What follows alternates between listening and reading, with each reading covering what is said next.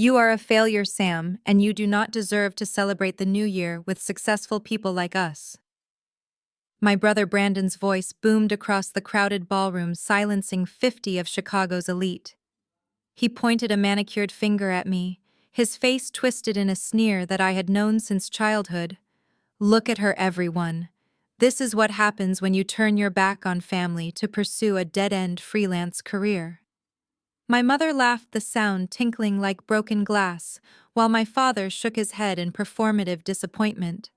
I stood there, water dripping from the hem of my cheap coat onto their marble floor, while the room stared at me with a mixture of pity and disgust.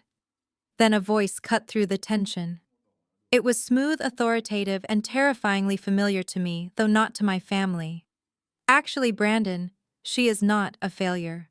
Nia Washington, my brother's stunning fiancée and the new CFO he had been bragging about all night, stepped forward. She looked me dead in the eye and for a second time stopped. She is my boss. And just like that, the color drained from their faces. Before I tell you how I destroyed their empire in a single night, let me know where you are watching from in the comments below. Hit like and subscribe if you have ever had to build your own table because your family would not give you a seat at theirs. My name is Samantha Keep, but most people in the industry call me Sam. I am 34 years old, and for the last 7 months my family has believed I am a struggling freelancer barely scraping by. They think I live in a studio apartment and eat ramen noodles while regretting the day I left their precious logistics company. What they do not know is that I am actually the Senior Vice President of Global Restructuring for Omnicorp, one of the largest conglomerates in the world. I am the person companies call when they need to clean house. I fire corrupt CEOs, I uncover embezzlement schemes, and I decide which businesses live and which ones die. Tonight, I was not here to celebrate the new year. I was here to work. And my target was my own family. The humiliation began long before I stepped into that warm golden ballroom. It started 2 hours earlier on the highway leading to Lake Geneva. My car, a reliable sedan I kept specifically to maintain my cover, had chosen the worst possible night to die. The engine seized 10 miles outside of the resort town, leaving me stranded on the side of the road in a blizzard that the weatherman had called the storm of the decade. I managed to get an Uber, a rattling Honda Civic, with a heater that barely worked. The driver was a kind man who apologized every time the car skidded on the ice, but by the time we reached the massive iron gates of the Keep estate, my feet were numb and my patience was thinner than the ice on the lake. The Uber idled at the main gate, its headlights cutting through the swirling snow. I rolled down the window and pressed the intercom button. Name, a gruff voice demanded. "Samantha Keep!" I shouted over the wind. "I am here for the New Year party." There was a long pause followed by the sound of static. "I am sorry, Ms. Keep. I have strict orders from Mr. Brandon. The main gate is for VIPs and valet parking only." I stared at the speaker box, blinking snow out of my lashes. "I am Family Jerry. Open the gate." "I cannot do that, ma'am." Mr. Brandon was very specific. He said family members who arrive in, and let me check my notes here, non-luxury transport must use the service entrance. You will have to go around to the north side. The service entrance was a quarter-mile walk from the road. The Uber driver looked at me with pity in the rearview mirror. "I cannot drive up the service road, miss," he said. "It is not plowed. My car will get stuck." I understood. I tipped him $50 on the app, gathered my coat tight around my throat, and stepped out into the knee-deep snow. The wind hit me like a physical blow. The temperature was 5 degrees below zero, and I was wearing a black business suit and heels. I had chosen the outfit carefully. It was stark, professional, and severe. My mother would hate it because it wasn't a gown. My brother would hate it because it looked cheap compared to his tuxedo, but it was my armor. I trudged through the snow, my heels sinking into the drifts with every step. By the time I reached the service gate, my feet were soaked blocks of ice, and my hair was plastered to my skull. I had to ring the bell 3 times before the heavy metal gate buzzed and clicked open. There was no one to greet me, no heated path, just a long, dark walkway that led to the kitchen entrance.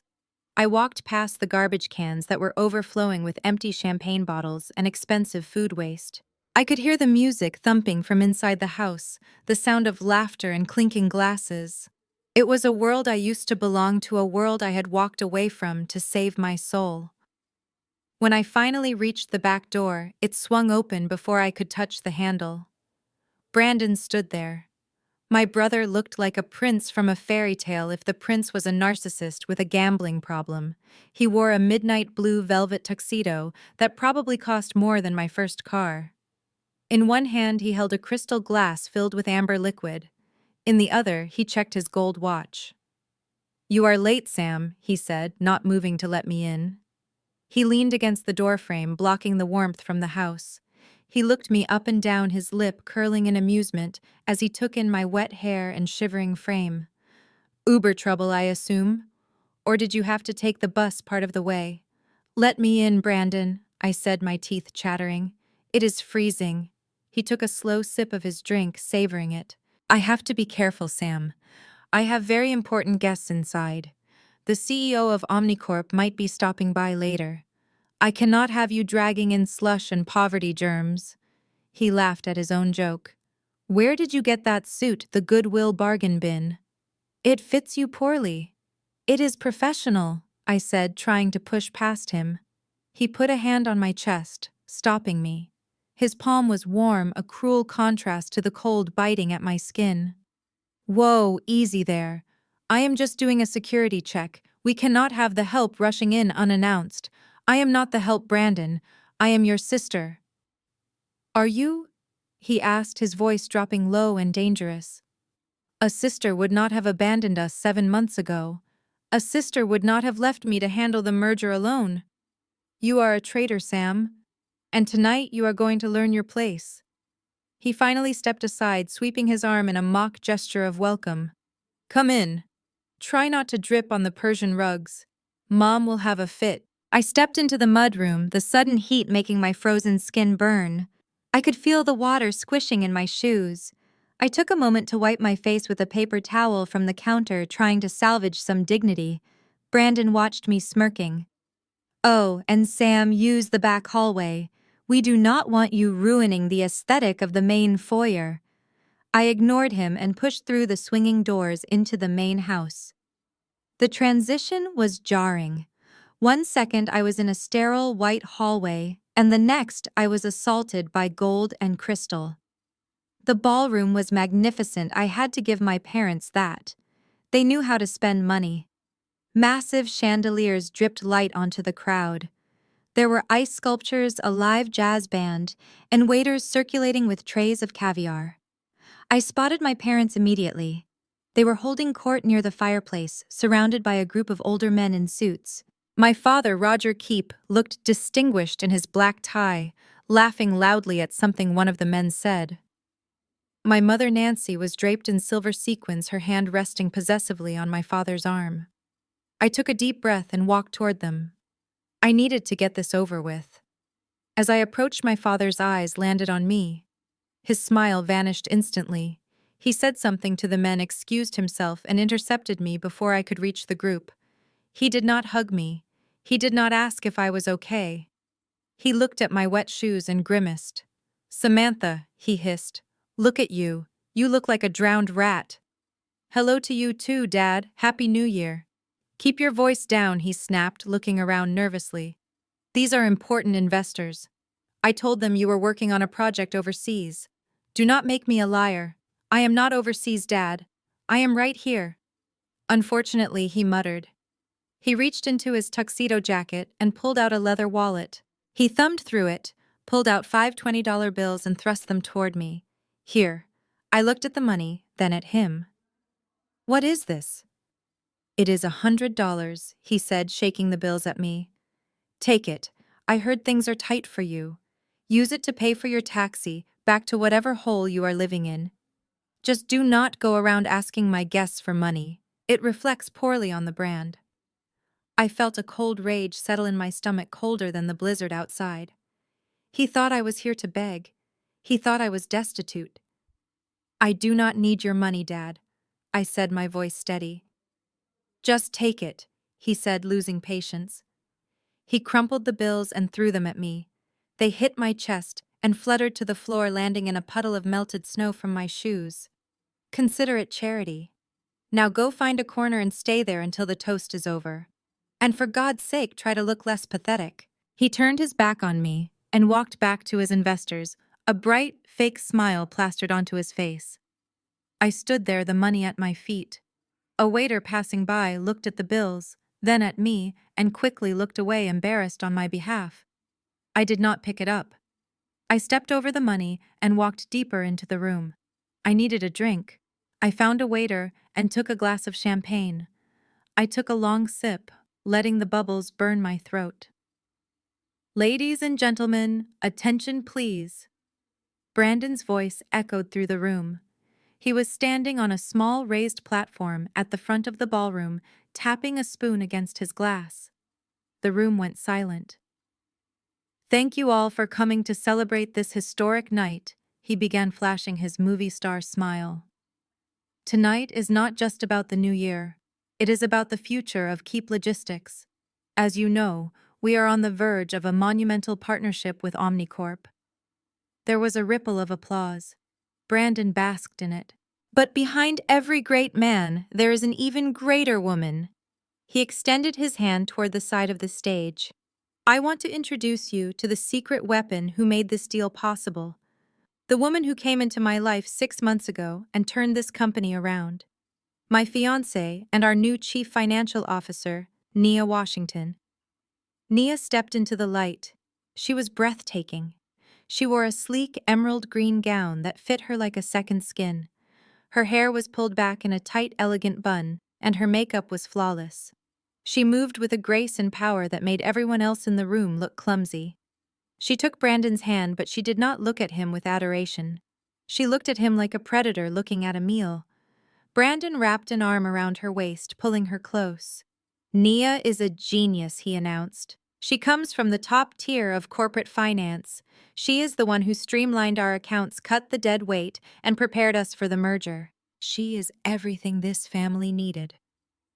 He paused for dramatic effect, his eyes scanning the room until they found me standing by a pillar in the shadows. Unlike some people, he added, his tone shifting to mock sympathy. He pointed at me. "Everyone say hello to my sister Sam. She decided to grace us with her presence tonight." Heads turned. 50 pairs of eyes bored into me. "Sam used to work with us." Brandon continued enjoying his audience, but the pressure of the big leagues was too much for her. She decided to pursue a more relaxed lifestyle. He chuckled, and a few sycophants in the crowd laughed with him. "I begged her to stay." Brandon lied. "I told her we would support her, but she walked out on us. She abandoned the family legacy. And look at her now." He gestured to my wetsuit, my messy hair. "It is tragic, really. But do not worry, Sam. Nia has fixed everything you broke. She is the daughter this family deserves." The humiliation was absolute. He wasn't just insulting me, he was rewriting history in real time. He was painting himself as the savior and me as the incompetent deserter. I looked at Nia. I expected her to be smiling. I expected her to be enjoying this moment of triumph, the fiancée of the CEO, the new golden girl of the Keep family. But she wasn't smiling. She was staring straight at me across the crowded room. Her expression was unreadable, her face a mask of calm. Brandon leaned into the microphone again. "Nia, tell them how hard it was to clean up the mess Sam left behind." Nia slowly took the microphone from his hand. She held it for a moment, the silence stretching out until it became uncomfortable. She looked at Brandon, then at my parents, who were beaming proudly in the front row, and finally she looked back at me. "Actually, Brandon," she said, her voice clear and steady, amplified through the speakers, "it was not hard to clean up the mess, because I had the best guidance in the world." Brandon looked confused. His smile faltered. "What do you mean, honey? You did it all yourself?" "No," Nia said. She took a step away from him, creating distance. "I did not do it myself. I was sent here." "Sent here by who?" "By Omnicorp," Nia said. The room went deadly quiet. You could hear the wind howling outside. Brandon laughed nervously. That is a good joke, babe. Omnicorp sent you? To do what? To audit you, Nia said, and then she turned and pointed at me. And she is the one who sent me. Brandon frowned, looking from Nia to me and back again. Sam. What are you talking about? Sam is a freelancer. She is a nobody. Nia shook her head slowly. No, Brandon. Samantha Keep is the Senior Vice President of Global Restructuring for Omnicorp. She is the head of the M&A division. She hired me 6 months ago. She signed my paychecks, and she sent me here undercover to see if this company was worth buying. The glass in Brandon's hand slipped. It shattered on the floor, red wine splashing onto his polished shoes like blood. My mother gasped, clutching her pearls. My father's mouth hung open. Nia looked at me and gave a barely perceptible nod. It was my turn.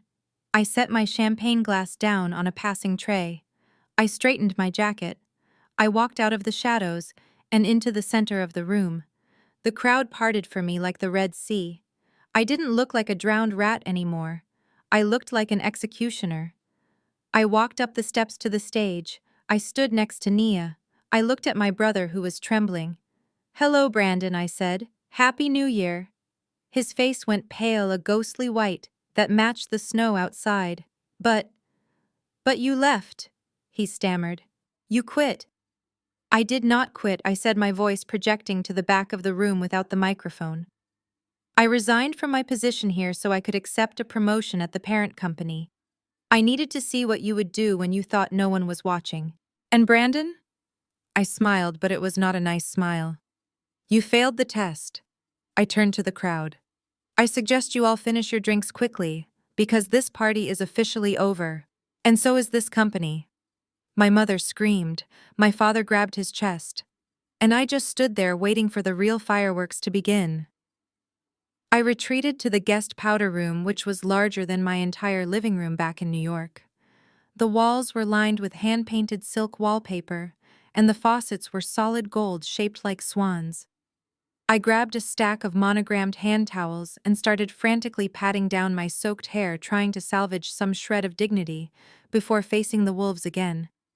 My reflection in the gilded mirror looked pathetic.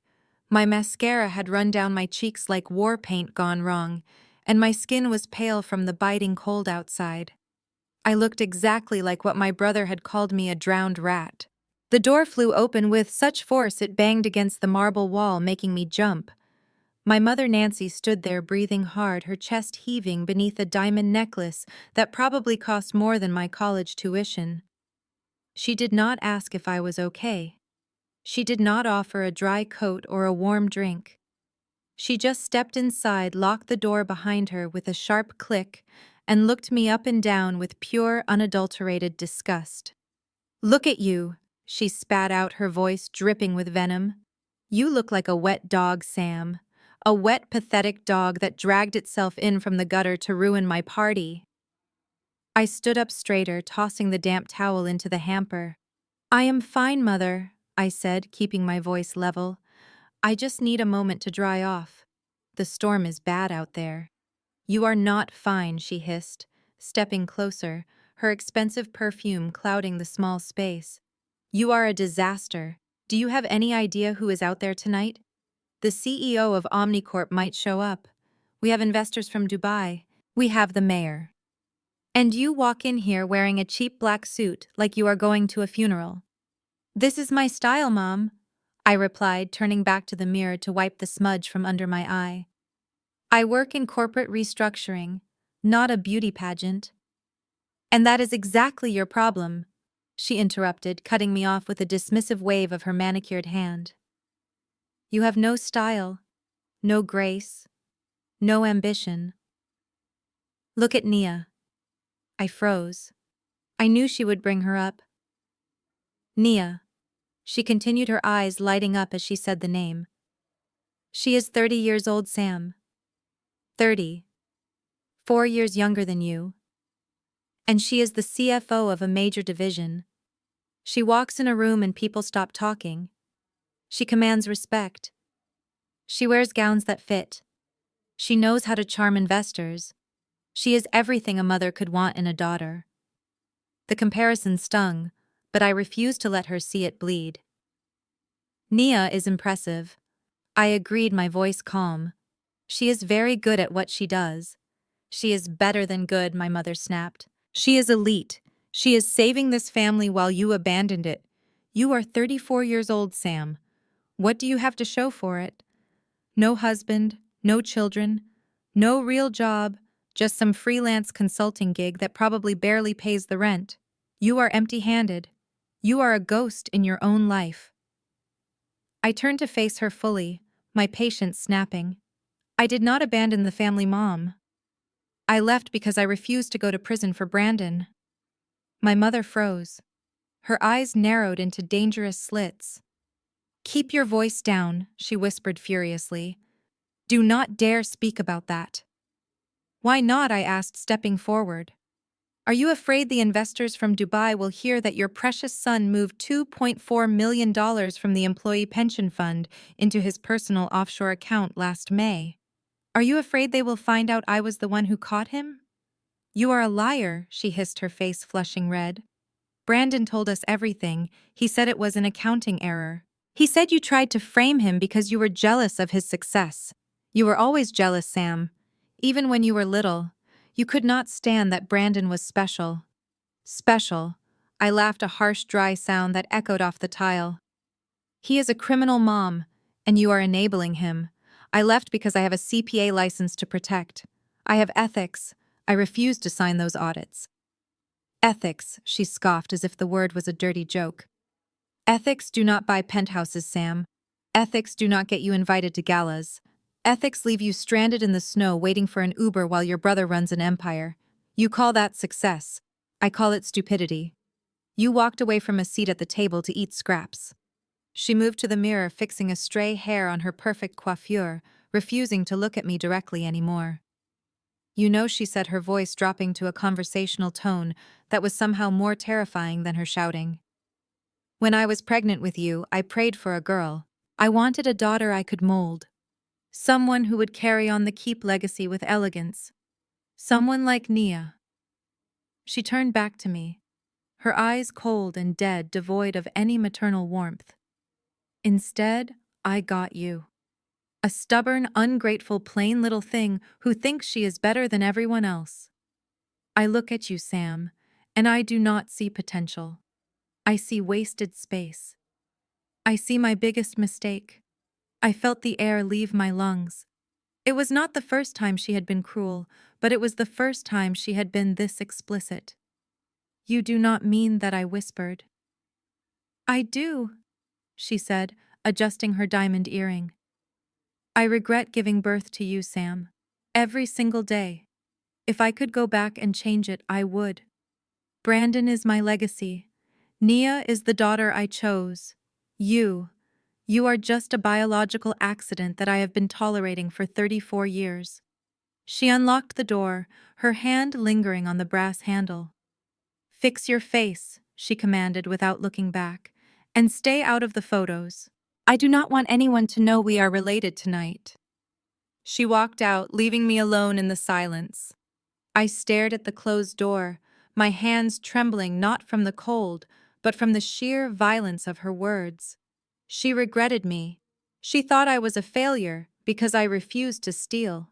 She thought I was empty-handed because I chose integrity over a penthouse. I looked back at the mirror. The sad, wet girl was gone. In her place was a woman with eyes like steel. My mother was right about one thing. Nia was elite. Nia was powerful.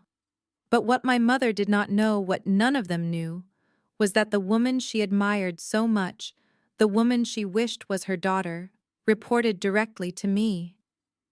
I picked up my phone and sent a single text message to Nia. It is time. Then I opened my purse and double-checked the documents inside. The forensic audit of the pension fund, the termination letter for Brandon, the foreclosure notice for this house. My mother thought I was a mistake. Tonight I was going to show her that I was actually a correction. I straightened my jacket, wiped the last smudge of mascara from my cheek, and opened the door. The party was just getting started. I escaped the suffocating perfume of the powder room only to run straight into the lion's den. I needed water, something to wash away the bitter taste of my mother's words, so I pushed through the swinging doors into the catering kitchen. It was a cavernous space of stainless steel and shouting line cooks, steam rising from massive pots of lobster bisque. I had barely taken 2 steps toward the water cooler when a heavy hand clamped onto my shoulder. I did not have to look to know who it was. The scent of expensive scotch and arrogance was unmistakable. "Hello, Brandon," I said, shrugging his hand off my shoulder as I turned around. My brother was leaning against a prep table, picking at a tray of bacon-wrapped scallops that were meant for the guests. He popped one into his mouth, chewed slowly, and wiped his grease-stained fingers on a linen napkin before tossing it onto the floor. "You are hard to pin down, Sam," he said, his voice smooth, but his eyes hard as flint. "I have been looking for you. We have some business to discuss." "I am not here for business," I replied, stepping back as he moved into my personal space. "I am here because Dad threatened to call the police if I did not show up to pay my respects." "Respect?" Brandon scoffed. "You do not know the meaning of the word. If you respected this family, you would not be wearing that suit. But I am feeling generous tonight. It is a new year, new beginnings, right?" He reached into the inner pocket of his velvet tuxedo and pulled out a folded document. He slapped it onto the metal table between us. It made a wet, heavy sound. "Sign this." I looked down. It was a stock transfer agreement. "What is this?" I asked, though I already knew. "It is a buyout," Brandon said, tapping the paper with his index finger. "We are cleaning up the cap table before the Omnicorp merger becomes official at midnight. We cannot have loose ends. You own 5% of the company shares. Grandpa left them to you, God knows why. I want them back." I picked up the paper. The number at the bottom was laughable. $5,000. I looked at him, incredulous. "Brandon, keep. Logistics is valued at $150 million. 5% is worth $7.5 million. You are offering me $5,000. He laughed, a sharp barking sound that made a passing waiter flinch. "It is a token payment, Sam. Be realistic. Those shares are non-voting. They are essentially worthless paper. Plus, think of it as a penalty fee for abandonment. You walked out on us. You left me high and dry right before the biggest quarter in company history. You owe me this. $5,000 is enough to fix your car and maybe buy a dress that does not look like it came from a funeral home clearance rack." I dropped the paper back onto the table. "I am not signing it." His smile vanished. The charm evaporated, revealing the bully beneath. He stepped closer, pinning me against the counter. "You are going to sign it," he hissed. "Omnicorp wants a clean slate. They do not want minority shareholders complicating the board. If you do not sign, you are jeopardizing the deal. Do you want to be the reason Mom and Dad lose their retirement? Do you want to be the reason this family fails?" I looked him dead in the eye. "Stop lying, Brandon. Omnicorp does not care about a 5% minority stakeholder. I know how M&A deals work. They care about assets, they care about liabilities, and they care about solvency." I leaned in, lowering my voice so the cooks would not hear.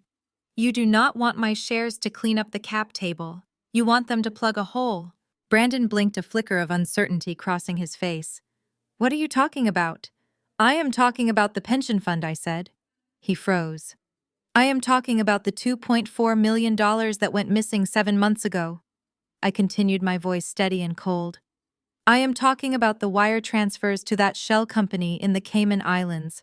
The one registered under your middle name." Brandon's face went from pale to a mottled red. He gripped the edge of the table so hard his knuckles turned white. "You are crazy," he spat. "You do not know what you are saying." "I know exactly what I am saying," I countered. "Why do you think I quit, Brandon? Do you think I left a 6-figure salary and a corner office because I wanted to find myself? I left because I saw the books. I saw what you were doing. You were draining the employee retirement accounts to pay for your gambling debts in that penthouse in the city. You wanted me to sign off on the audit. You wanted me to go to jail for you. You were the accountant, he shouted, losing control. It was your job to fix it. That is what family does. You fix the problems.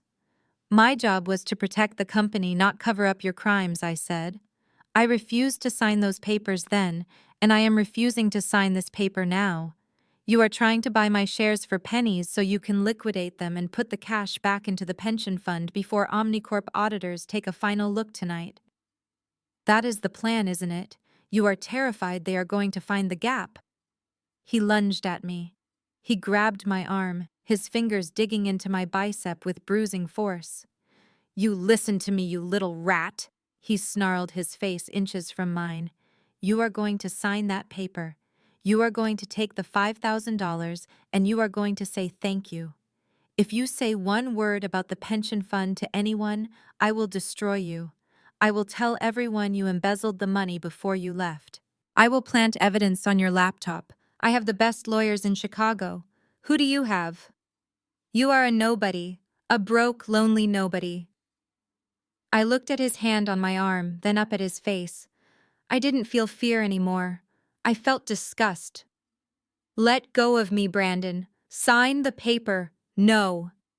He shook me, his desperation making him violent. You are ruining everything I have, Nia, now. She is a genius.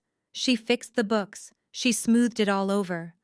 All we need is your shares to make the equity balance out. Why do you have to be so selfish? Just give it to me. So Nia fixed the books? I asked, filing that information away. Did she know what she was fixing? Or did you lie to her too? She did what she had to do. He yelled.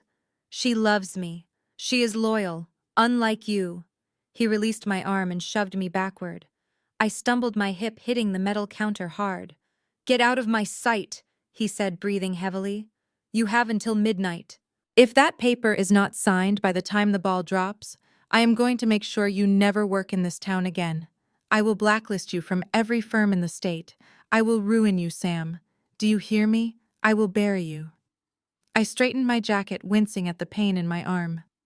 You can try, Brandon, I said quietly. But you should be careful about digging graves. You might fall in one yourself. I turned and walked out of the kitchen, leaving him standing there with his bacon-wrapped scallops and his $1,000,000 fraud. My arm throbbed where he had grabbed me, but my mind was crystal clear. He had just confirmed everything. He had admitted to the embezzlement. He had admitted to the cover-up, and he had implicated Nia. I needed to find my father. If Brandon was this desperate, Dad was the one holding the leash, and I had a feeling the apple didn't fall far from the poison tree. I walked out of the kitchen, rubbing my bruised arm, and nearly collided with a wall of black, expensive wool. It was my father, Roger Keep. He was standing in the narrow service hallway that connected the kitchen to the main ballroom, and judging by the vein throbbing in his forehead, he had heard every single word. I expected him to ask if I was hurt. I expected him to be horrified that his son had just physically assaulted his daughter over a corrupt pension fund. For a split second, the little girl inside me, who used to wait up for him to come home from work, hoped he would be the hero. But that little girl died a long time ago. You ungrateful little wretch! He spat out, his voice a low growl that vibrated in the small space. He didn't move out of my way. Instead, he stepped forward, forcing me back against the flocked wallpaper. He looked at me, not with love, not even with pity, but with the cold calculation of a man looking at a liability on a balance sheet. I heard you, he said, his eyes boring into mine. I heard you threatening your brother.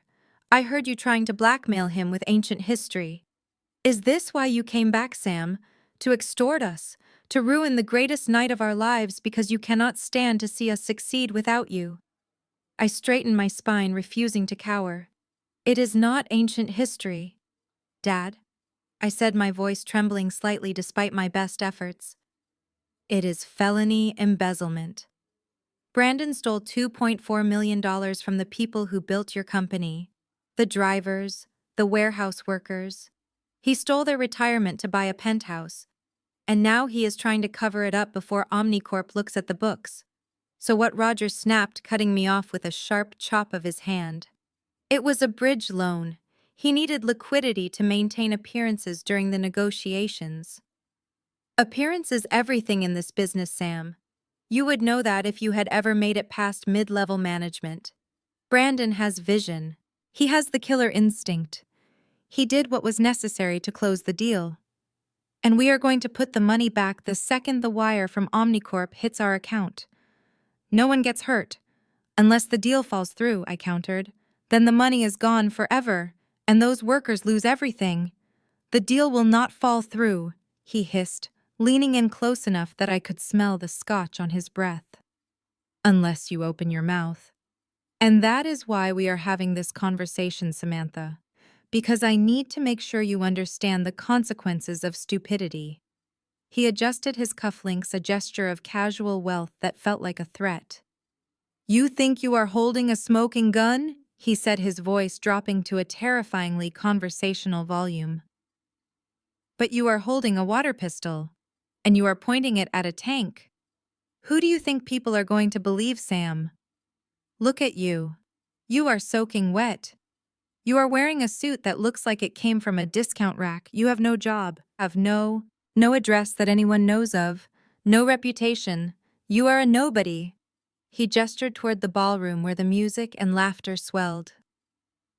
And out there is Brandon, the CEO of Keep Logistics, the man who just brokered a $150 million merger with Omnicorp. He is a golden boy. He is a winner. In this world, Sam, credibility is currency. And you are bankrupt. I am a certified public accountant, I said, my voice hard. I have the documents, Dad. I have the wire transfer records. Facts are facts. Facts can be buried. Roger smiled, a cold, thin stretching of his lips. And so can people. You want to talk about facts? Here is a fact. I have been in this industry for 40 years. I know every bank manager, every hedge fund director, and every recruitment officer in Chicago. I play golf with the people who would hire you. I drink scotch with the people who would give you a loan. He took a step closer, invading my personal space, until I was pressed flat against the wall. If you say one word about the pension fund, if you so much as whisper the word embezzlement to anyone, I will make sure you never work in finance again. I will blacklist you, Sam. I will paint you as unstable. I will tell everyone you were fired for incompetence and that you are spreading lies out of vindictive jealousy. I will make you radioactive. You will not be able to get a job telling bank balances. He paused, letting the threat sink in. And that is just the professional side. Let us talk about the legal side. You think you can expose us? I will sue you for everything you do not have. I will sue you for defamation. I will sue you for slander. I will sue you for corporate espionage, for stealing confidential documents when you resigned. I will tie you up in court for 10 years. I will bleed you dry until you are living in a cardboard box under the highway. I looked at him, this man who had raised me, this man whose approval I had chased for 3 decades. He was not just protecting his son. He was protecting his own ego. He knew about the theft. He had probably authorized it. He was just as guilty as Brandon. You would destroy your own daughter to save your reputation, I asked, the realization settling over me like a shroud. I am protecting this family. He corrected, his eyes hard as flint. You are the one trying to destroy it.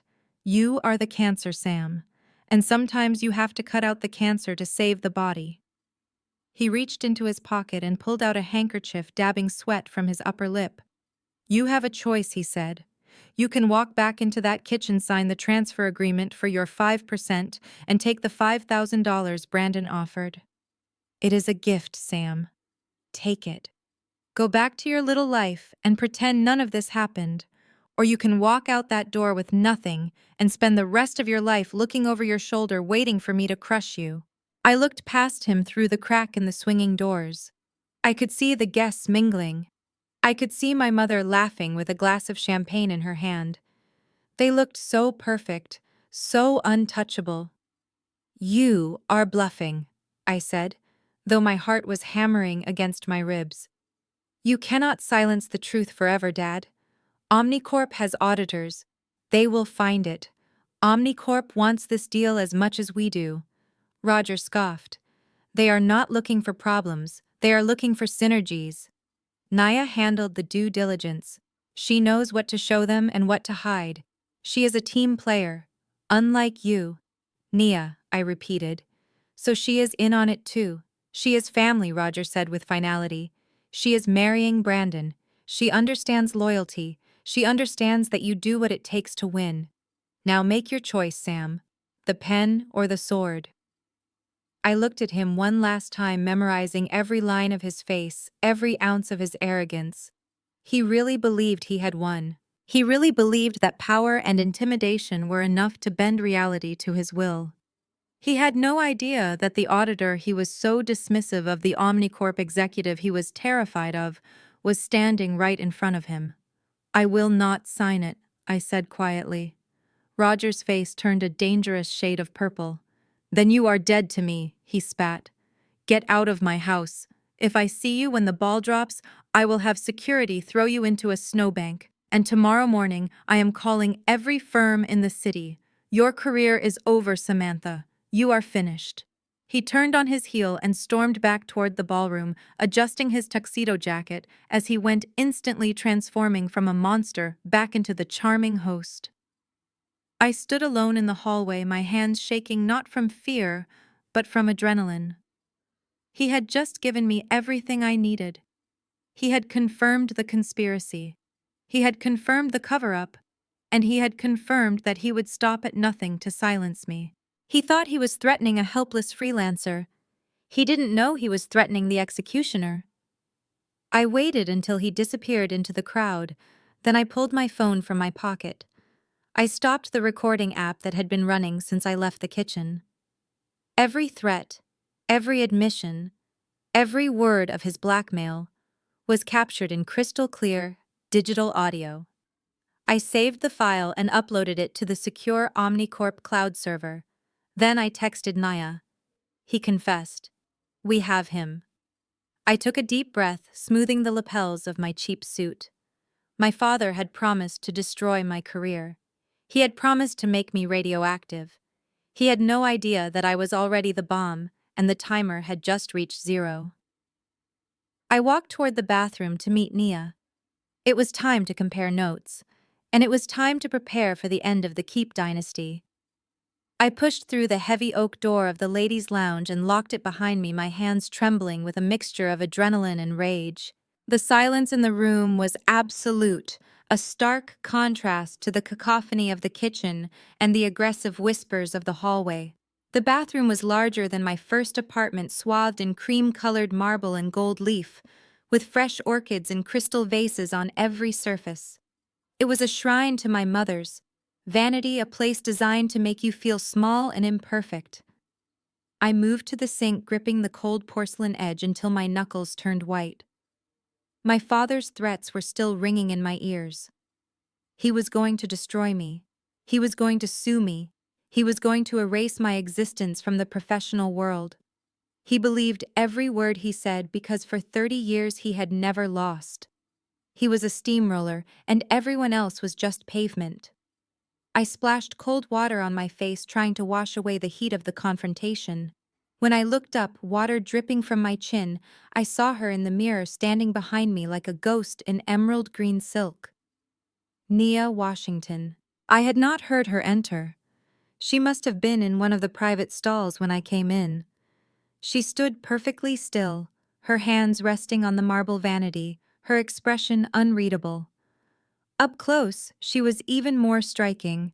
Her skin was flawless, her posture regal, and the diamond engagement ring on her finger caught the light with a predatory glint. For a long moment, we just stared at each other in the glass. Two women on opposite sides of a war that only one of us understood was already over. To anyone watching, we looked like natural enemies. The golden child's beautiful, successful fiancée, and the wet, disheveled failure of a sister. The winner and the loser. The future and the past. Nia reached into her clutch and pulled out a tube of lipstick. She uncapped it with a slow, deliberate motion, and leaned toward the mirror, applying a fresh coat of deep crimson to her lips. She did not look at me while she did it. She focused on her reflection with the intensity of a surgeon. "Your father has a very loud voice," she said softly, her tone conversational, as if we were discussing the weather. Even through the walls I could hear him. "He sounds frightened." "He is not frightened," I said, grabbing a paper towel to dry my face. "He is arrogant. There is a difference." Nia blotted her lips on a tissue and dropped it into the trash bin. "Is there?" she asked, turning her head slightly to inspect her profile. "Arrogance is just fear wearing a tuxedo. Sam, he is terrified of you. He is terrified of the truth. And he should be." She finally turned to face me. The mask of the doting fiancé dropped for a fraction of a second, revealing the sharp, analytical mind I had hired 6 months ago. When I interviewed Nia for the undercover CFO position at Omnicorp, I knew she was brilliant. She had a background in forensic accounting and a reputation for being ruthless with numbers. But I had not realized until this moment just how good of an actress she was. She had lived in this house for months. She had eaten dinner with these people. She had let my brother touch her. She had played the role of the trophy wife perfectly, all while gathering the nails for their coffins. This house, she said, her eyes sweeping over the gold fixtures and the silk wallpaper, with a look of profound distaste, is more rotten than I thought. She walked over to the seating area, where a velvet chaise lounge sat beneath an oil painting of my mother. She ran her hand along the fabric as if testing it for dust. "I have seen the books, Sam. I have seen the wire transfers. I have seen the shell companies. But seeing them up close, seeing how they treat you, it is different. It is personal." She looked back at me, her dark eyes softening with something that looked dangerously like sympathy. "I watched you out there," she said. "I watched Brandon humiliate you. I watched your mother dismiss you. And now I heard your father threaten to ruin your life. Most people would have broken Sam. Most people would have taken the money and ran or signed the papers just to make the pain stop." She took a step closer to me, the scent of her expensive perfume mixing with the smell of my damp wool suit. "You stood there and took it. You let them throw mud on you, and you did not flinch. You are enduring this for the mission, but I can see what it is costing you. You endure well, Sam. Better than I could." I felt a crack in my armor. For 7 months, I had been operating in isolation. I had been the pariah, the outcast, the failure. I had absorbed every insult and every slight without a word of defense. Hearing someone acknowledge the weight of that burden, hearing someone validate the reality of my abuse was almost enough to make me crumble. But I could not crumble, not yet. We were in the intermission, not the finale. If I softened now, if I let myself feel the pain instead of the anger, I would lose my edge. And I needed that edge to finish what I started. I straightened my spine, forcing the vulnerability back down into the dark box where I kept my childhood. I looked at Nia with the cold, detached gaze of a senior vice president addressing a subordinate. "Don't pity me," I said, my voice slicing through the warm air of the bathroom like a blade. Nia blinked, surprised by the sudden shift in my tone. "I am not a victim here, Nia," I continued, stepping into her space until we were toe-to-toe. "I am the architect. I built this trap. I baited it. And now I am about to spring it. I do not need your sympathy. I need your competence." I gestured toward the door, toward the party that was raging outside. "Out there, you are not my friend. You are not my ally. You are the CFO of Keep Logistics. You are the woman who is going to marry my brother and make him a king. You need to maintain that cover until the clock strikes 12. If you slip up, if you show even a hint of softness toward me, they will smell blood. Brandon is stupid, but he has the survival instinct of a rat. If he suspects you are with me, he will shred the documents before we can seize them." Nia stiffened, her professional demeanor snapping back into place. "I know the job, Sam. I have not slipped." "Good," I said. Because everything depends on the timing. The merger documents execute at midnight, the transfer of liability happens at midnight, and your employment contract with Omnicorp is contingent on the successful completion of this audit. I leaned in close, my voice dropping to a whisper. So do not worry about my feelings, Nia. Worry about your CFO seat. If this deal goes sideways because you decided to get sentimental in the bathroom, you will be looking for a new job in the morning. And I do not give good references for failed operations. It was harsh. It was brutal. It was exactly what she needed to hear. Nia stared at me for a long moment, her eyes searching mine. Then a slow smile spread across her face. A smile of respect. Understood, she said. No pity. Just business. Just business, I confirmed. She turned back to the mirror and checked her reflection one last time. She smoothed the silk of her gown, adjusted the diamond necklace that Brandon had bought with stolen pension money, and took a deep breath. The dinner is starting in 10 minutes, she set her voice back to the light, breezy tone of the happy fiancé. Your mother has seated you at the table near the kitchen door, next to the service entrance. Perfect, I said. Best seat in the house for watching a train wreck. Nia laughed a low, throaty sound. You are terrifying, Sam. I hope so, I replied. She unlocked the door and stepped out into the hallway, instantly transforming back into the golden girl. I waited for the door to close and the lock to click before I allowed myself to exhale. My hands were still shaking, but now they were steady enough to work. I walked to the mirror and looked at myself one last time. The water had dried, leaving my hair frizzy and wild. My eyes were red-rimmed. My suit was wrinkled. I looked like a mess. I looked like a failure. Good. Let them see a failure. Let them see a broken woman. Let them think they have won. Because the lower they think I am, the harder they will fall when I stand up. I opened the door and walked back into the fray. It was time for dinner. And I was starving. The double doors to the grand dining hall swung open, revealing a scene that would have made Gatsby jealous. My mother had outdone herself, spending money she did not have to impress people who did not care. The room was bathed in the golden glow of 100 beeswax candles, their flames dancing in the reflection of the floor-to-ceiling windows that overlooked the frozen lake. Round tables were draped in damask linens, set with china that had been in the Keep family for 3 generations. Centerpieces of white roses and winter berries towered over the place settings so large they obstructed the view across the room. I stood at the entrance scanning the room for my place card. I knew better than to look at the head table. That was reserved for the power players, the investors, and the golden couple. Sure enough, there they were. A long rectangular table set on a raised platform, dominating the room like a throne. My parents sat at the center, beaming like monarchs. Brandon was to my father's right, looking flushed and triumphant, and next to him sat Naya. She looked regal in her emerald gown, the diamonds at her throat catching the candlelight. She was nodding at something my mother was saying, playing the part of the dutiful future daughter-in-law to perfection. But I caught the slight tension in her jaw, the way her hand gripped the stem of her wine glass, just a little too tightly. She was in the belly of the beast, and she was waiting for the signal to cut its way out.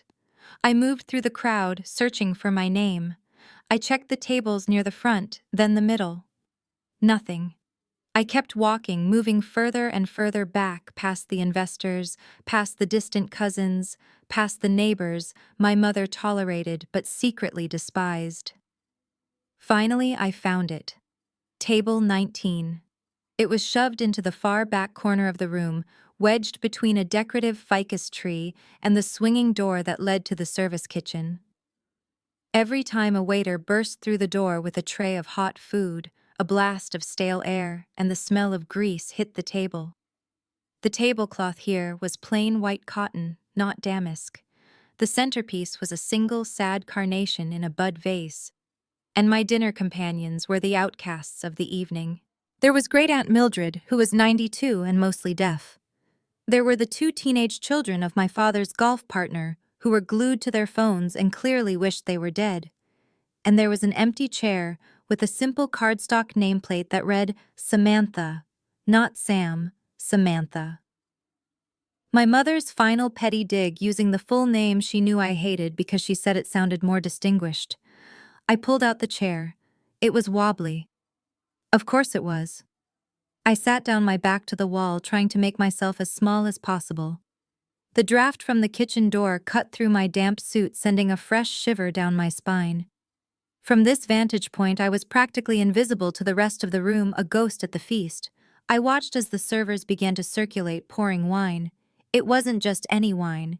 It was a Chateau Margaux, a vintage that retailed for nearly $1,000 a bottle. I recognized the label immediately. I also recognized it because I had seen the invoice for 2 cases of it in the files Nia had sent me last week. My brother had charged $24,000 of wine to the company's logistics budget, categorizing it as fleet maintenance fluid. A waiter approached our table, a bottle cradled in a white napkin. He moved to fill Aunt Mildred's glass, then the teenagers, who quickly covered their glasses with their hands. He turned to me. I nodded slightly, a silent permission. I needed the wine. I needed something to warm my blood and dull the sharp edge of the rage that was building in my chest. The waiter leaned in, the bottle hovering over my glass. "Stop!" The command cracked through the air like a whip. The waiter froze, the dark red liquid sloshing dangerously close to the rim of the bottle. Brandon was standing at the edge of the raised platform, pointing down at us. He had a microphone in his hand, though he hadn't needed it. His voice carried just fine on its own. "Do not waste the Margaux on table 19, he announced, his voice booming through the speakers. The conversation in the room died instantly. 50 heads turned to look at him, then followed his finger to the dark corner where I sat. My brother smiled, a cruel, magnanimous expression that made my skin crawl. "My sister has a very delicate palate," he said, addressing the room as if sharing an amusing family anecdote. "She has spent the last 7 months living on a freelancer's budget. Her stomach is not used to quality anymore. If you give her the good stuff, it will just go to waste. Or worse, it might make her sick. We wouldn't want a mess, would we?" A few people chuckled nervously, unsure if this was a joke. My mother laughed openly, clapping her hands together lightly. "Oh, Brandon, you are terrible," she said, but her eyes were shining with pride. "He is right, though. Samantha really does prefer the simple things these days." Brandon gestured to the waiter, flicking his fingers dismissively. "Get her a pitcher of tap water. Maybe throw some ice in it if we are feeling generous. But keep the vintage for the people who know the difference between a fine Bordeaux and box wine." The waiter looked at me, his face burning with second-hand embarrassment. "I am so sorry, miss," he whispered, pulling the bottle back. "It is fine," I said, my voice flat. "Just the water. Thank you." He scurried away as fast as he could. Brandon watched him go, then turned back to his table, raising his own glass in a toast to Naya. The room slowly returned to its hum of conversation, but the air had changed. The guests were shifting in their seats, exchanging glances. They sensed the cruelty, even if they didn't understand the depth of it. They were witnessing a public flaying, and it made them uncomfortable. But not uncomfortable enough to leave. Not uncomfortable enough to speak up. They drank the stolen wine and ate the expensive food, complicit in their silence. I sat there staring at my empty crystal goblet. The humiliation burned hot in my throat, a physical sensation that threatened to choke me. He was treating me like an animal, like a peasant he had allowed inside out of charity, only to remind me of my place with every breath. He thought he was stripping me of my dignity. He thought he was proving his dominance. But he was wrong. He was just adding another line item to the bill. Every insult was a transaction. Every public slight was a debit, and Brandon was racking up a debt he could never repay. I looked at the Chateau Margaux bottle on the neighboring table. I knew the vineyard, I knew the year, I knew the soil content and the weather patterns that had produced those grapes. I knew more about that wine than Brandon ever would. He saw a price tag and a status symbol. I saw the theft. I saw the lie. I picked up the glass of ice water the waiter had hurriedly placed in front of me. I took a sip. It was cold and tasteless. Nia was watching me from the head table. She hadn't laughed. She hadn't smiled. She was cutting her steak with precise, violent motions, her eyes fixed on her plate. I knew what she was thinking. I knew she wanted to stand up and scream. I knew she wanted to pour that $1,000 wine over Brandon's head. But she didn't. She held the line. Because she knew what I knew. This dinner wasn't a celebration. It was a deposition. The first course arrived. Lobster bisque with truffle oil. The waiter placed a bowl in front of me. It was half full, the rim splattered with a careless drop of soup. It looked like the dregs of the pot. I picked up my spoon. At the head table, my father stood up, tapping his glass again. Before we get too far into the meal, he said, his voice rich and smooth, the voice of a man who believed his own legend. I want to say a few words about legacy. I lowered my spoon. This company, he began, gesturing grandly to the room, was built on integrity. It was built on hard work. It was built on the idea that family comes first. I almost choked on my water. Integrity. Family. He looked down at Brandon, his eyes misting with performative emotion. And I am so proud to see that legacy continue in my son. Brandon has taken what I built and elevated it. He has the vision. He has the drive. He is the future of Keep Logistics. He raised his glass. To Brandon, the son I always prayed for. To Brandon, the room echoed. My father sat down, patting Brandon on the back. Then, almost as an afterthought, he looked over at my corner. And to Samantha, he added, his tone changing, instantly dropping an octave to something patronizing and cold. We are glad you could make it, even if it is just to see what real success looks like. Maybe you will learn something tonight. My grip on the spoon tightened until the metal bit into my palm. Learn something. Oh, I was learning. I was learning exactly how much they hated me. I was learning that their love was conditional on my obedience. I was learning that to them, I wasn't a person. I was a prop. I was the cautionary tale they used to make themselves feel taller. I looked around my table. Aunt Mildred was asleep, her chin resting on her chest. The teenagers were texting under the table. No one was looking at me. No one cared. I was alone in a room full of people, shivering in a wetsuit, drinking tap water, while my family drank liquid gold paid for with stolen money. It was the perfect bottom. It was the absolute nadir. And it was exactly where I needed to be. Because when you are at the bottom, you have a clear view of the foundation. And I could see the cracks. I could see the rot. I put the spoon down. I didn't want the soup. I didn't want their food. I reached into my purse, keeping my movements hidden under the tablecloth. My fingers brushed against the cool leather of the portfolio I had brought. Inside were the documents, the transfer orders, the foreclosure notice, the termination letter. They felt heavy, substantial. They felt real. Brandon thought he was starving me. He thought he was denying me the finer things. He didn't realize that I had brought my own meal, and it was going to be served cold. I watched him laughing at the head table, throwing his head back as he whispered something to Nia. He looked invincible. He looked untouchable. Enjoy the wine, Brandon. I thought, staring at him across the candlelit room. Drink it all. Savor every drop. Because it is the last expensive thing you will ever taste. I took another sip of my ice water. It tasted clean. It tasted sharp. It tasted like fuel. The waiters were clearing the soup bowls and replacing them with plates of filet mignon and truffle mashed potatoes. At the head table, the steaks were thick and juicy, the steam rising in savory clouds that drifted all the way back to my corner. At table 19, however, the service was decidedly different.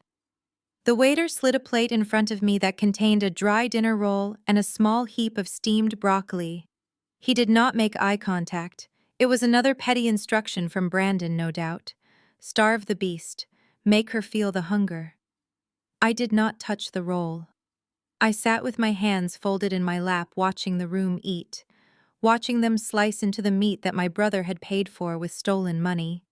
It was a grotesque display of gluttony, and I was the silent observer, taking notes on every bite. Just as the clinking of silverware settled into a steady rhythm, my mother stood up. She did not tap her glass this time. She did not need to. When Nancy Keep stood up, the room learned to pay attention or suffer the consequences. She smoothed the front of her silver sequined gown and picked up a small battered object from the table. It was a notebook, a cheap spiral-bound ledger with a cardboard cover that had yellowed with age. I recognized it immediately. It was the book she used to keep in the kitchen drawer, the one where she tracked the household expenses down to the penny. "Excuse me, everyone," she said, her voice projecting effortlessly over the low hum of jazz. "I hate to interrupt such a lovely meal, but seeing Samantha sitting there reminded me of some unfinished business." She walked around the head table, her heels clicking on the hardwood floor. She moved with the predatory grace of a shark circling a swimmer. She did not come to my table. She stopped in the center of the room, making sure she had the attention of every investor and partner in the hall. "We talk a lot about investment in this family." She began holding the notebook up like a holy relic. "We believe in ROI, return on investment. When you put money into something, you expect it to grow. You expect it to yield dividends." She paused, looking affectionately at Brandon, who was busy chewing a large piece of steak. With Brandon, the investment paid off. We sent him to the best schools, we bought him the best suits, and look at him now. A CEO, a leader, a man who just closed the deal of the century. That is what a good investment looks like. There was a murmur of agreement from the room. Brandon raised his wine glass in a mock salute, looking pleased with himself. My mother turned slowly until she was facing my dark corner. Her expression hardened. "But then, there are bad investments," she said, her voice dropping to a tone of regretful business analysis. "Sunk costs.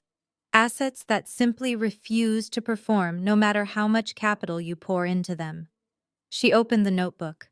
The pages crinkled loudly in the silence. "I did some digging in the archives yesterday," she said, running a manicured finger down a column of handwritten numbers. "And I found this. It is the ledger from 12 years ago, the year Samantha went to college." My stomach tightened. I knew what was coming. I knew because she had held this over my head for a decade. "You see," she continued, addressing the room as if she were presenting a quarterly earnings report, "Samantha claims she is independent. She claims she built her life on her own. But the numbers tell a different story." She looked down at the book, reading aloud. "August 24th, 2011. Tuition for first semester. $6,000. September 5th. Textbooks and supplies. $800. October 12th. Emergency cash because she overspent her allowance. $200. She looked up, her eyes flashing. "I remember that day. You called me crying, Sam. You said you were hungry. You said you did not have money for food. So I wired you $200. I took it out of my own savings. And did you ever pay me back? Did you ever even say thank you?" I sat perfectly still. I remembered that day too. I remembered it differently. I remembered calling her because my work-study paycheck was late, and I had been eating nothing but rice for 3 weeks. I remembered her telling me that I should have thought about that before I chose a liberal arts college instead of the business school she wanted. She sent the money, but she made me beg for it first. "And it goes on," my mother said, flipping the page. "November, winter coat, $300. December, bus ticket home for Christmas, $150. It adds up, Sam. It adds up to a lot of wasted capital." She walked over to the head table and placed the open notebook in front of Nia. "Look at this, Nia," she said, pointing to the bottom of the page. "You are a finance woman. You understand numbers. Look at the total." Nia looked down at the ledger. Her face was impassive, but I saw her eyes flick toward me for a fraction of a second. $12,450, she read, her voice neutral. "Exactly," my mother said triumphantly. $12,000. That is the principle. But in this family, we understand the value of money. We understand the time value of currency. That was 12 years ago. She pulled a calculator from her clutch purse. It was a theatrical prop, a piece of performance art designed to maximize my humiliation. She punched in the numbers with exaggerated movements. If we calculate the interest at a modest market rate, say 5% compounding annually over 12 years, that $12,000 becomes something quite different. She hit the equals button and held the calculator up for the room to see. $21,000. She rounded on me, her finger pointing like a loaded gun. You owe this family $21,000, Samantha. That is the cost of your education. That is the cost of the food we put in your mouth and the clothes we put on your back.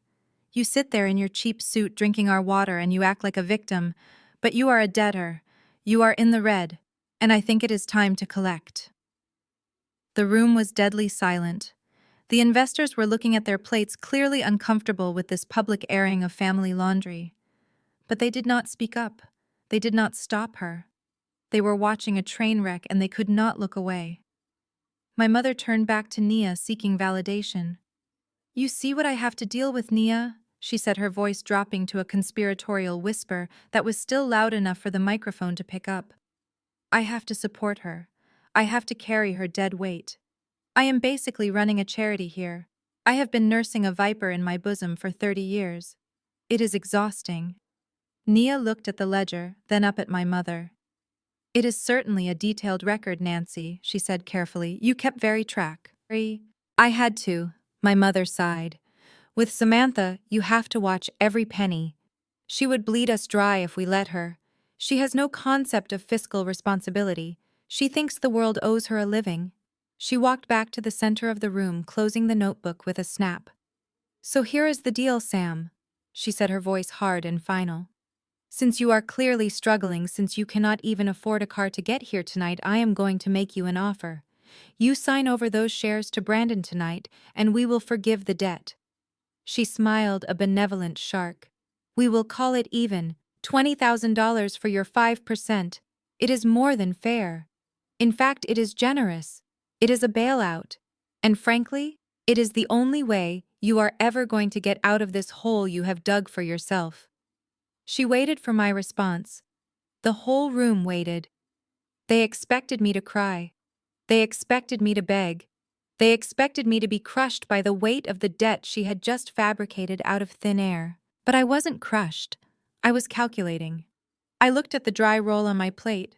I looked at the glass of tap water. And then I looked at my mother standing there in her sequins, thinking she held all the cards. She had just admitted to a room full of witnesses that she viewed her relationship with me as a financial transaction. She had admitted that her support was a loan, not a gift. She had commodified her own motherhood. And she had handed me another receipt. I reached into my pocket and touched the recording device I had kept running since the hallway. It was all there. The public shaming, the extortion, the admission that the share transfer was linked to a personal debt. It was coercion, pure and simple. I did not stand up.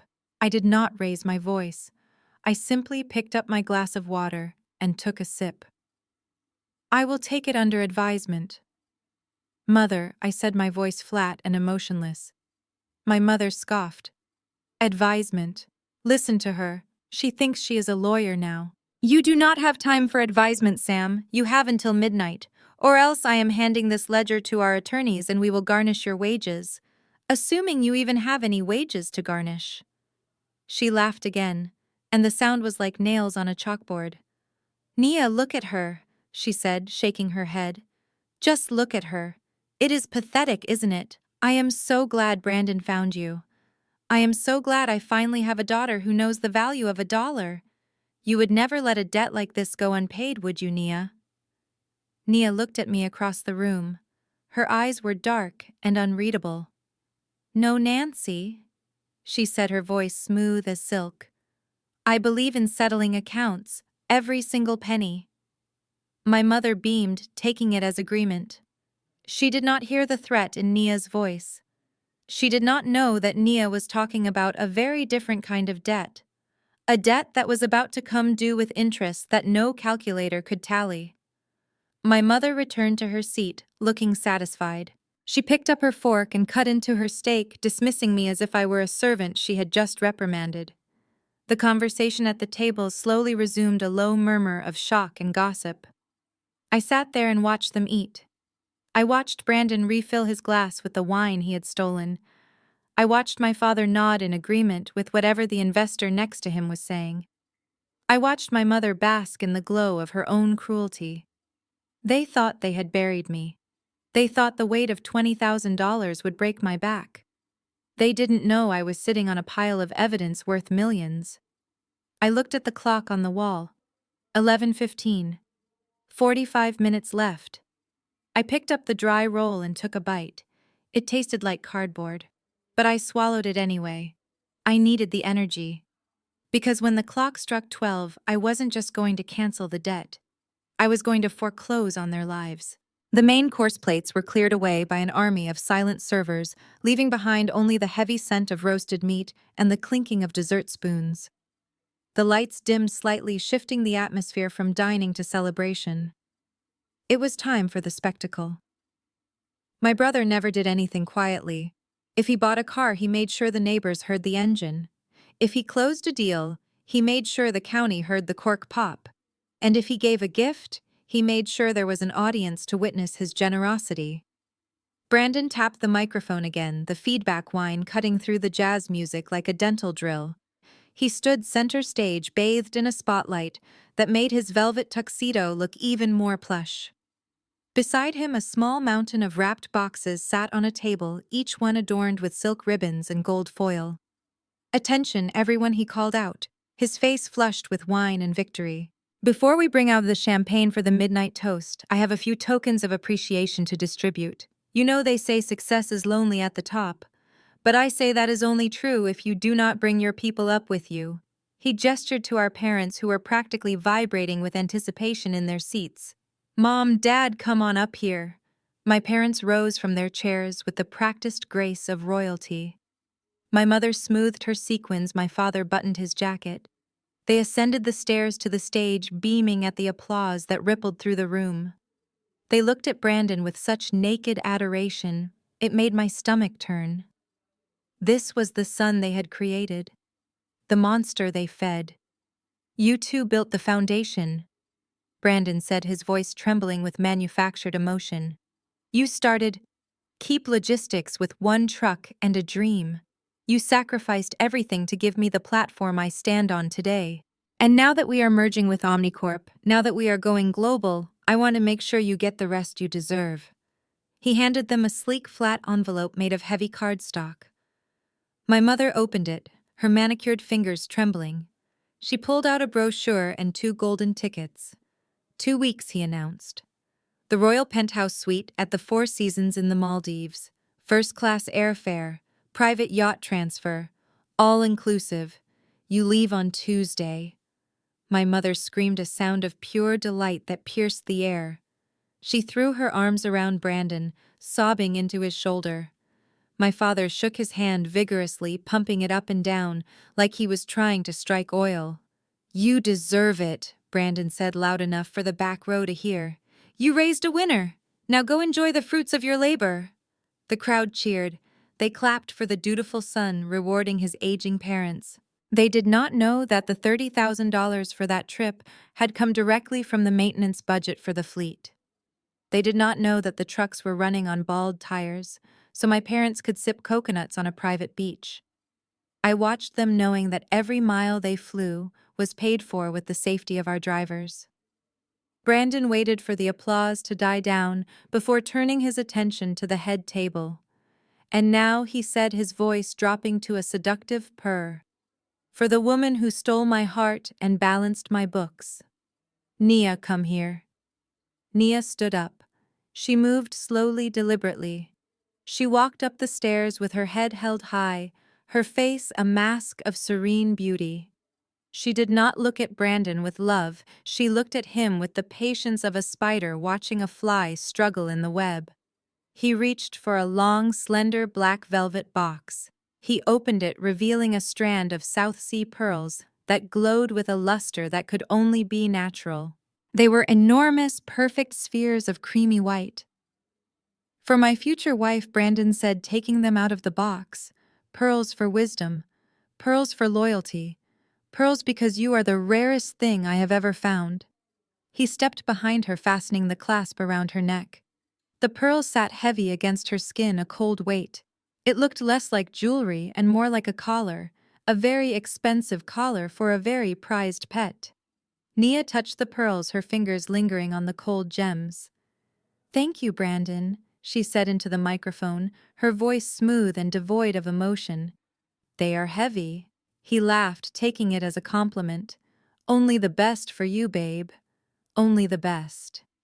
He kissed her on the cheek and she didn't flinch, though I saw her hand tighten into a fist at her side. He turned back to the crowd, spreading his arms wide. "Family," he said. "That is what matters. Taking care of the people who have your back." His eyes scanned the room, searching the shadows until they landed on me again. I was still sitting in my corner, my hands folded in my lap, my face blank. "But you know," he said, his tone shifting into that mock, sympathetic register that signaled he was about to go for the throat. "We have one more family member here tonight. Someone who has struggled to find her footing." The spotlight swung around, blinding me. I blinked, shielding my eyes with my hand. "Sam, come on up here." The room went quiet again. The tension was palpable. Everyone knew I was the black sheep. Everyone knew I was the cautionary tale. They watched with morbid curiosity, wondering what the king had in store for the peasant. I did not move at first. I considered staying in my seat. I considered walking out the back door. But I knew that would only give him more ammunition. It would make me look weak. It would make me look like a coward. So I stood up. I smoothed my cheap suit. I walked past the tables, past the staring faces, past the whispers. I walked up the stairs to the stage, my heels clicking a steady rhythm on the wood. I stood next to my parents, who backed away from me slightly as if poverty was contagious. I stood next to Nia, who did not look at me but whose presence was a solid anchor in the storm. I stood in front of my brother. He was smiling. It was the smile of a boy who used to pull the wings off flies just to see them crawl. "Hi, Sam," he said. "I am glad you came up. I know things have been tough for you lately. Mom told me about the debt. Dad told me about the living situation." He paused, letting the implication hang in the air, letting everyone imagine just how pathetic my life must be. "We want you to know that we still care about you," he lied. "We want you to succeed. We want you to be part of the Keep success story, even if you are starting from, well, from the very bottom." He reached behind the table and pulled out a box. It was huge. It was wrapped in silver paper with a massive white bow. It was almost as tall as I was. It looked like it could contain a television or a piece of furniture. For a second, just a fraction of a second, a tiny foolish part of me hoped. Maybe it was something real. Maybe it was a peace offering. Maybe, despite everything, he was still my brother. "Here," he said, pushing the box toward me. "Open it. I think it is exactly what you need right now." I reached for the ribbon. My hands were steady. I pulled the bow and it fell away. I tore the paper, revealing the cardboard beneath. The box was heavy. I opened the flaps. The smell hit me first.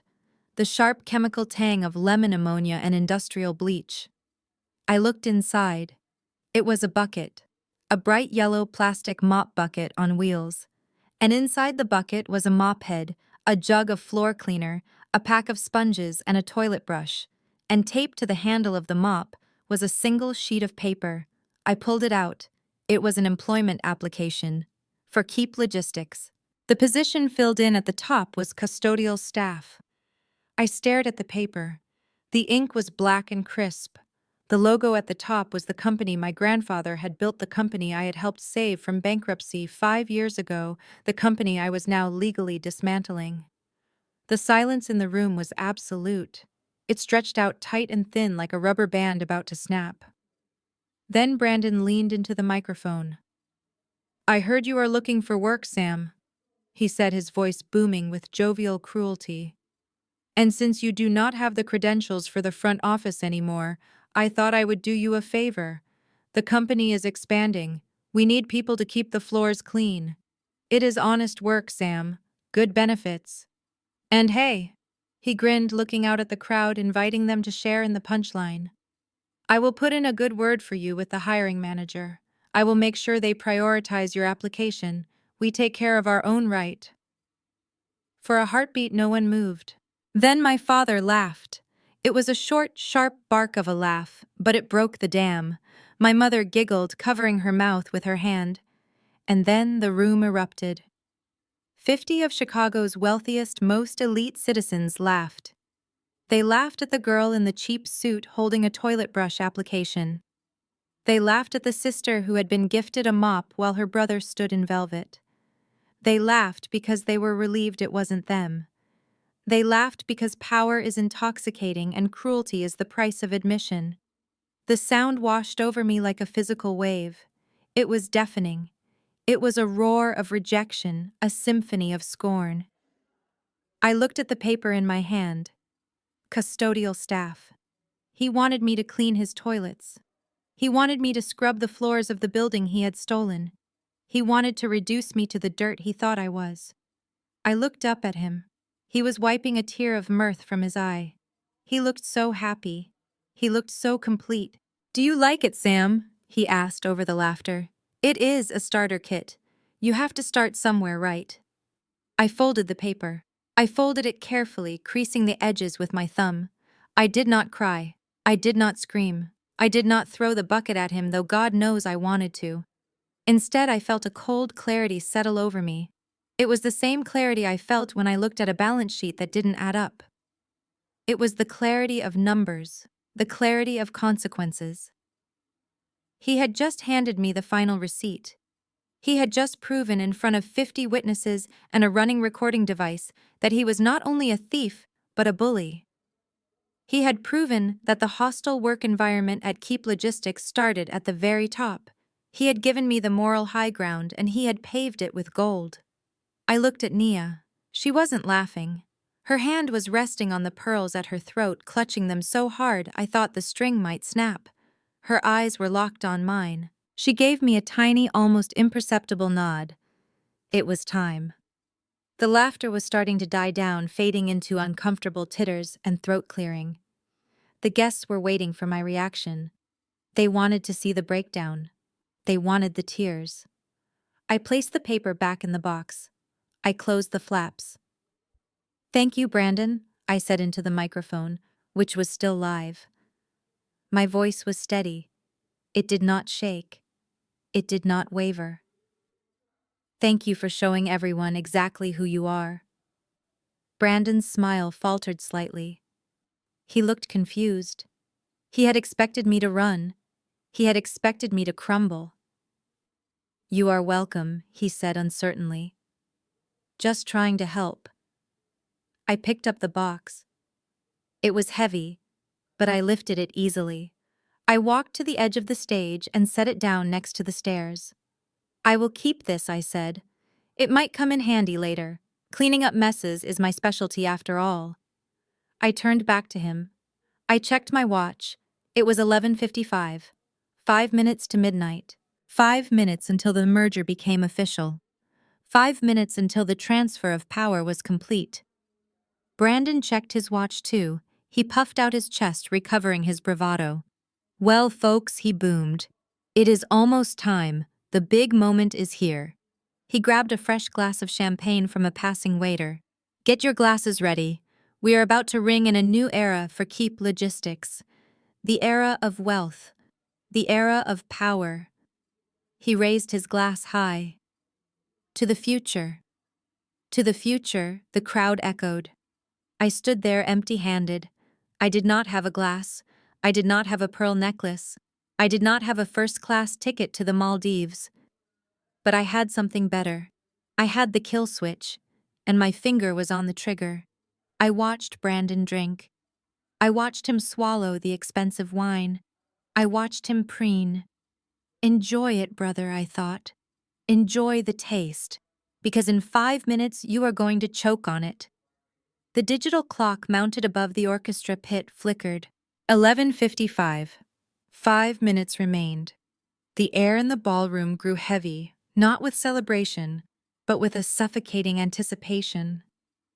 The waiters moved with synchronized urgency, weaving through the crowd with silver trays laden with crystal flutes.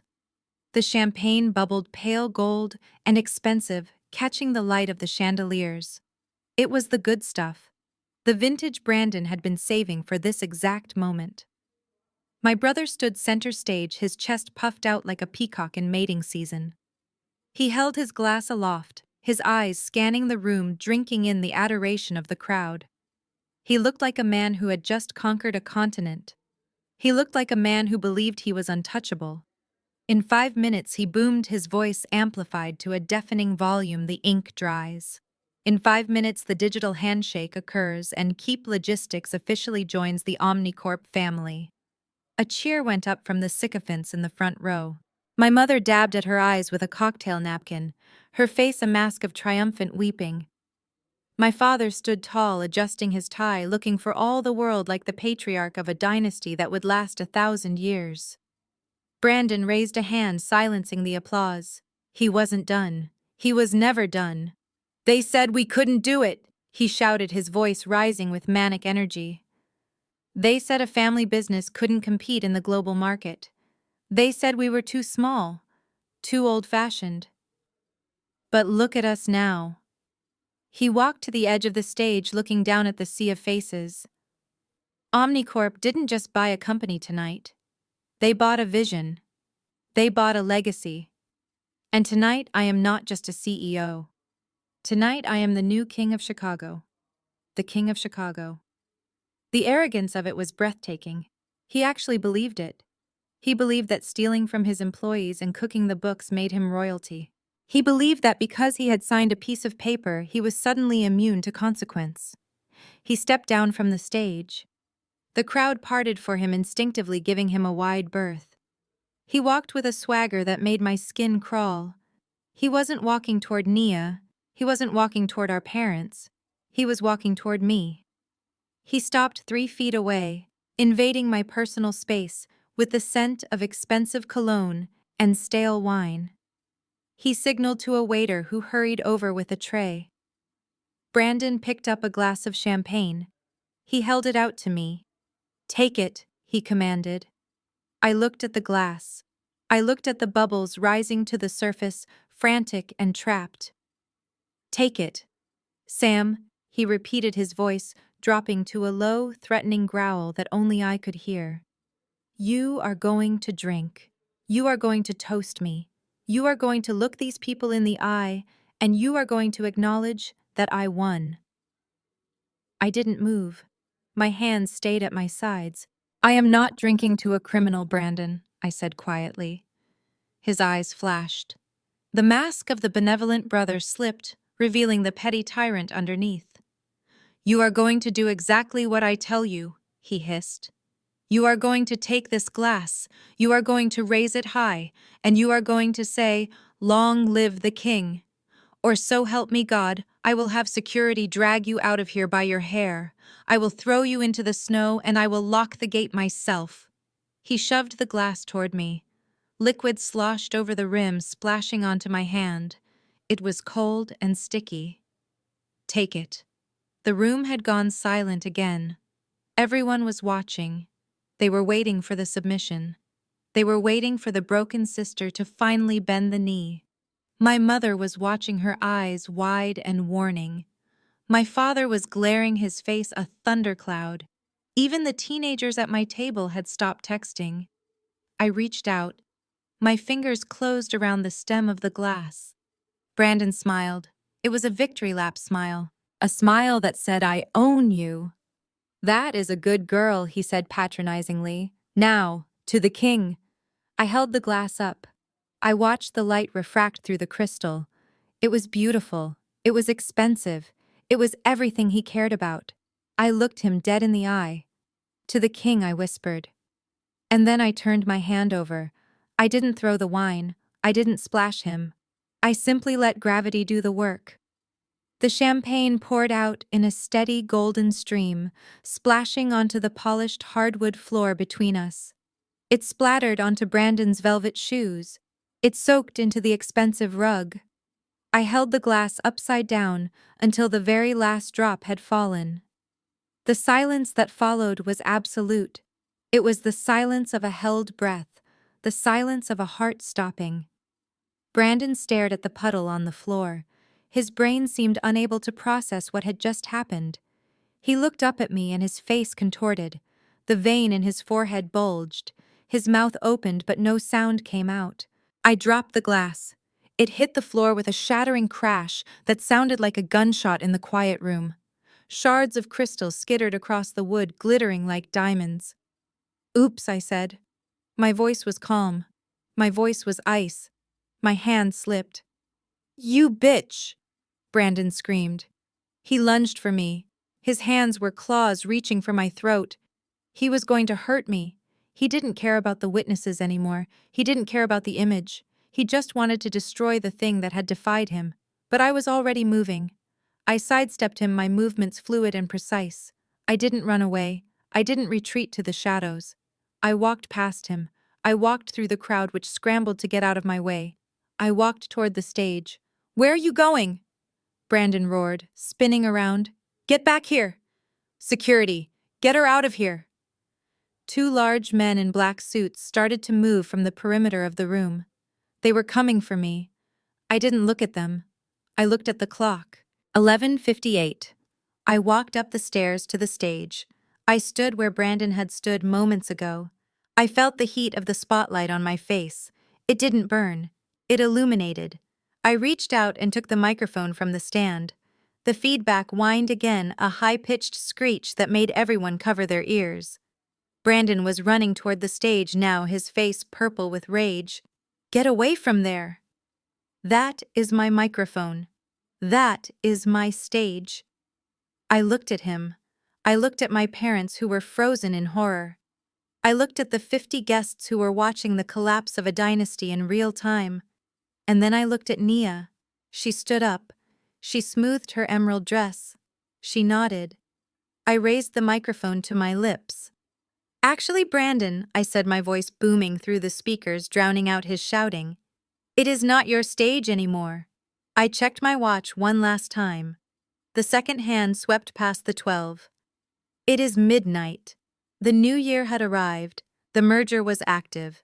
The transfer of authority was complete. And I was the one holding the gavel. Brandon was 3 steps away from me, his face a mask of contorted rage that made him look less like a brother and more like a stranger. His hands were reaching for me, his fingers curled into claws, desperate to tear the microphone from my grip and perhaps tear me apart along with it. The 2 security guards he had summoned were flanking him, moving with the heavy, purposeful stride of men who were paid to handle problems without asking questions. I did not flinch. I did not step back. I stood my ground on that stage, watching the violence rushing toward me with a strange sense of detachment. I had calculated the risks. I knew the timeline, and I knew exactly who was sitting at the head table. Just as Brandon placed a foot on the first step of the stage, a voice cut through the chaos. It was not a scream, it was not a plea, it was a command delivered with the sharp, cold precision of a military order. "Stand down, Brandon." The sound was so unexpected, so authoritative, that it seemed to freeze the air in the room. Brandon stopped mid-stride, his momentum arrested not by force, but by sheer confusion. He blinked, looking around wildly until his eyes landed on the source of the voice. Nia had risen from her seat at the head table. She stood tall and imposing in her emerald gown, her posture rigid, her eyes blazing with a fire I had only ever seen in the boardroom. She was not the doting fiancée anymore. She was not the trophy wife to be. She was the chief financial officer of a multi-billion-dollar division, and she was currently looking at my brother like he was a rounding error she was about to correct. Nia Brandon gasped, his chest heaving. "Help me. She is ruining it. She is crazy. Tell security to get her out of here." Nia did not look at security. She did not look at the guests who were watching with bated breath. She kept her eyes locked on Brandon, and she began to move. She walked around the table, her movements fluid and deliberate. She did not run to his side to comfort him. She did not move to de-escalate him with soothing words. She walked past him. She walked past my parents who were clutching each other in terror. She walked past the security guards who instinctively stepped back to let her pass. She walked straight to the stairs. Brandon reached for her, his hand grasping at her arm. "Babe, what are you doing? Get her down." Nia shook him off with a sharp, violent motion that made him stumble back. "Do not touch me," she hissed, her voice low but amplified by the sudden silence of the room. "And do not take another step toward that stage." Why, Brandon wailed, his voice cracking. "She is nobody. She is just my jealous sister. She is trying to humiliate us. She is not nobody," Nia said, her voice rising, carrying to the back of the room. "And she is not just your sister."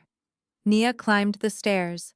1 step, 2 steps, 3. She reached the top and walked across the stage until she was standing right beside me.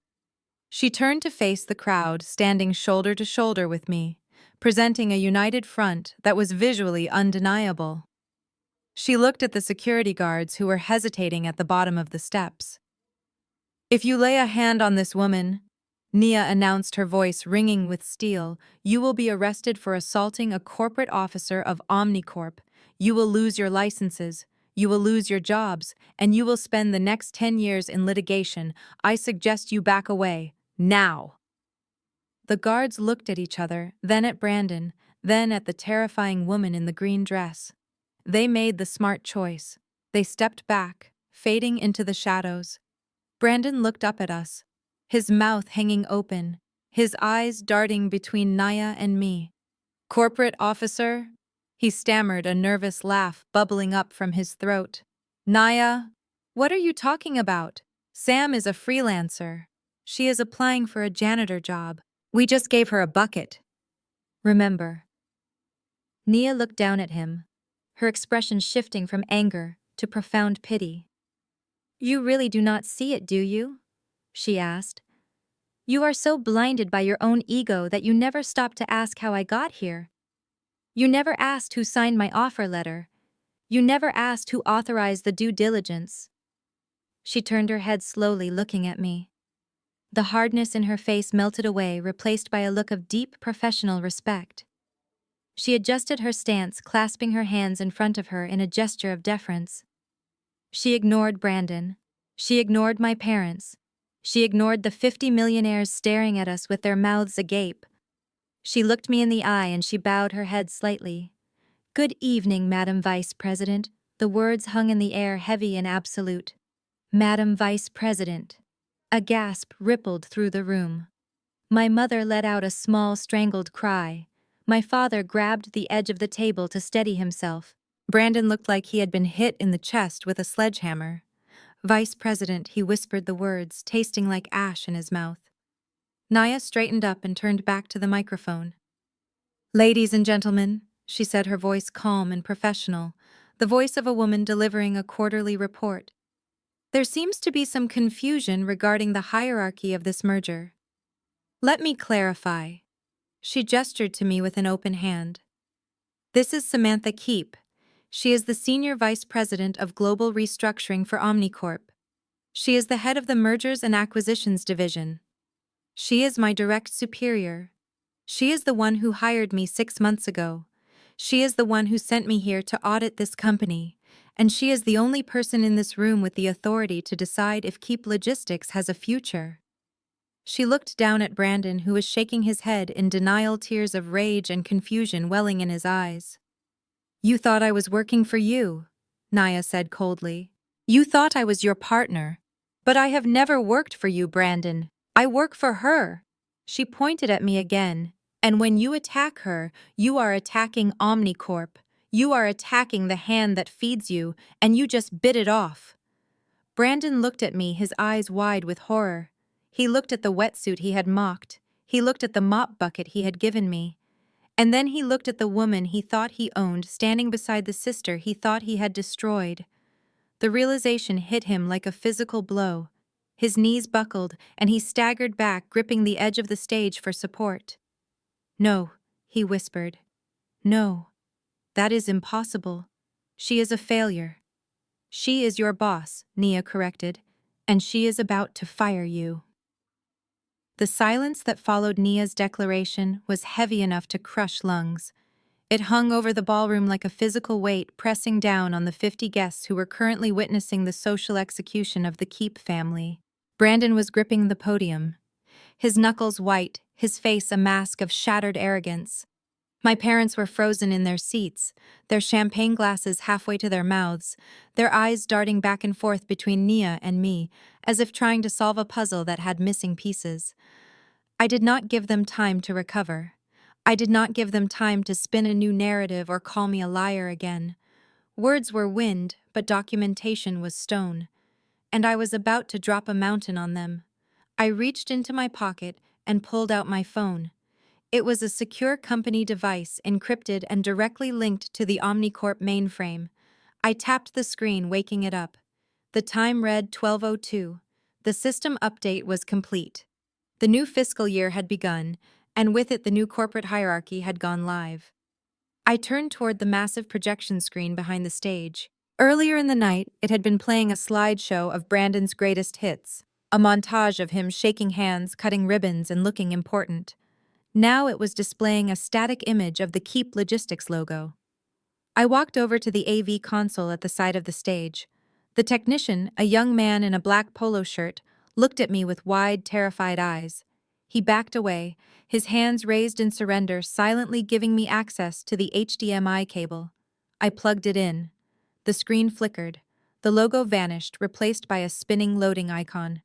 For 3 seconds, the only sound in the room was the hum of the projector. Then the image resolved. It was not a picture, it was a chart.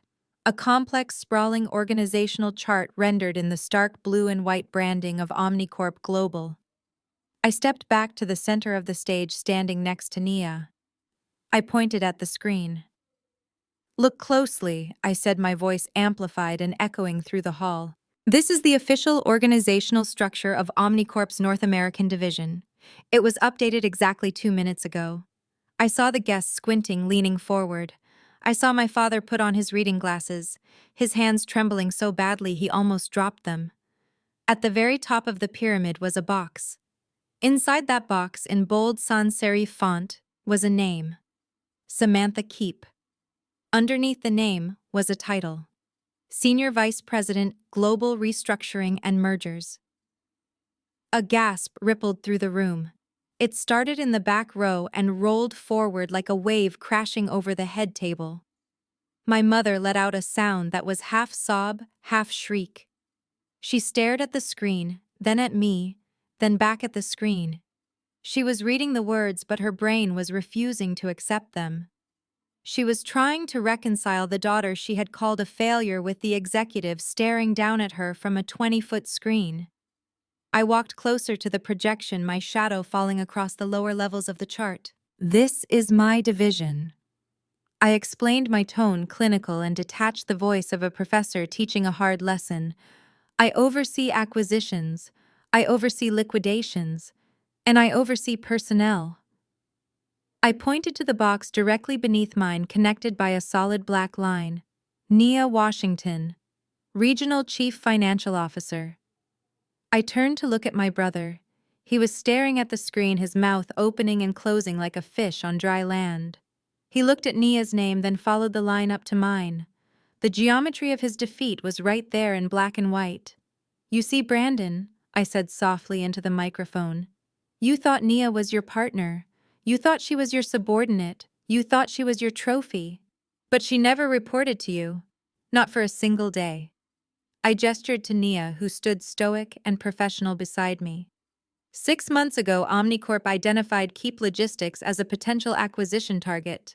But we had concerns.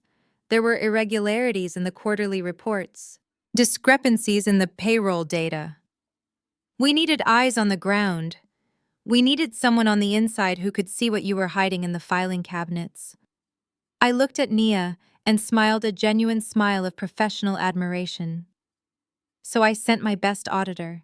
I sent the woman who uncovered the Cayman tax fraud in our European division last year.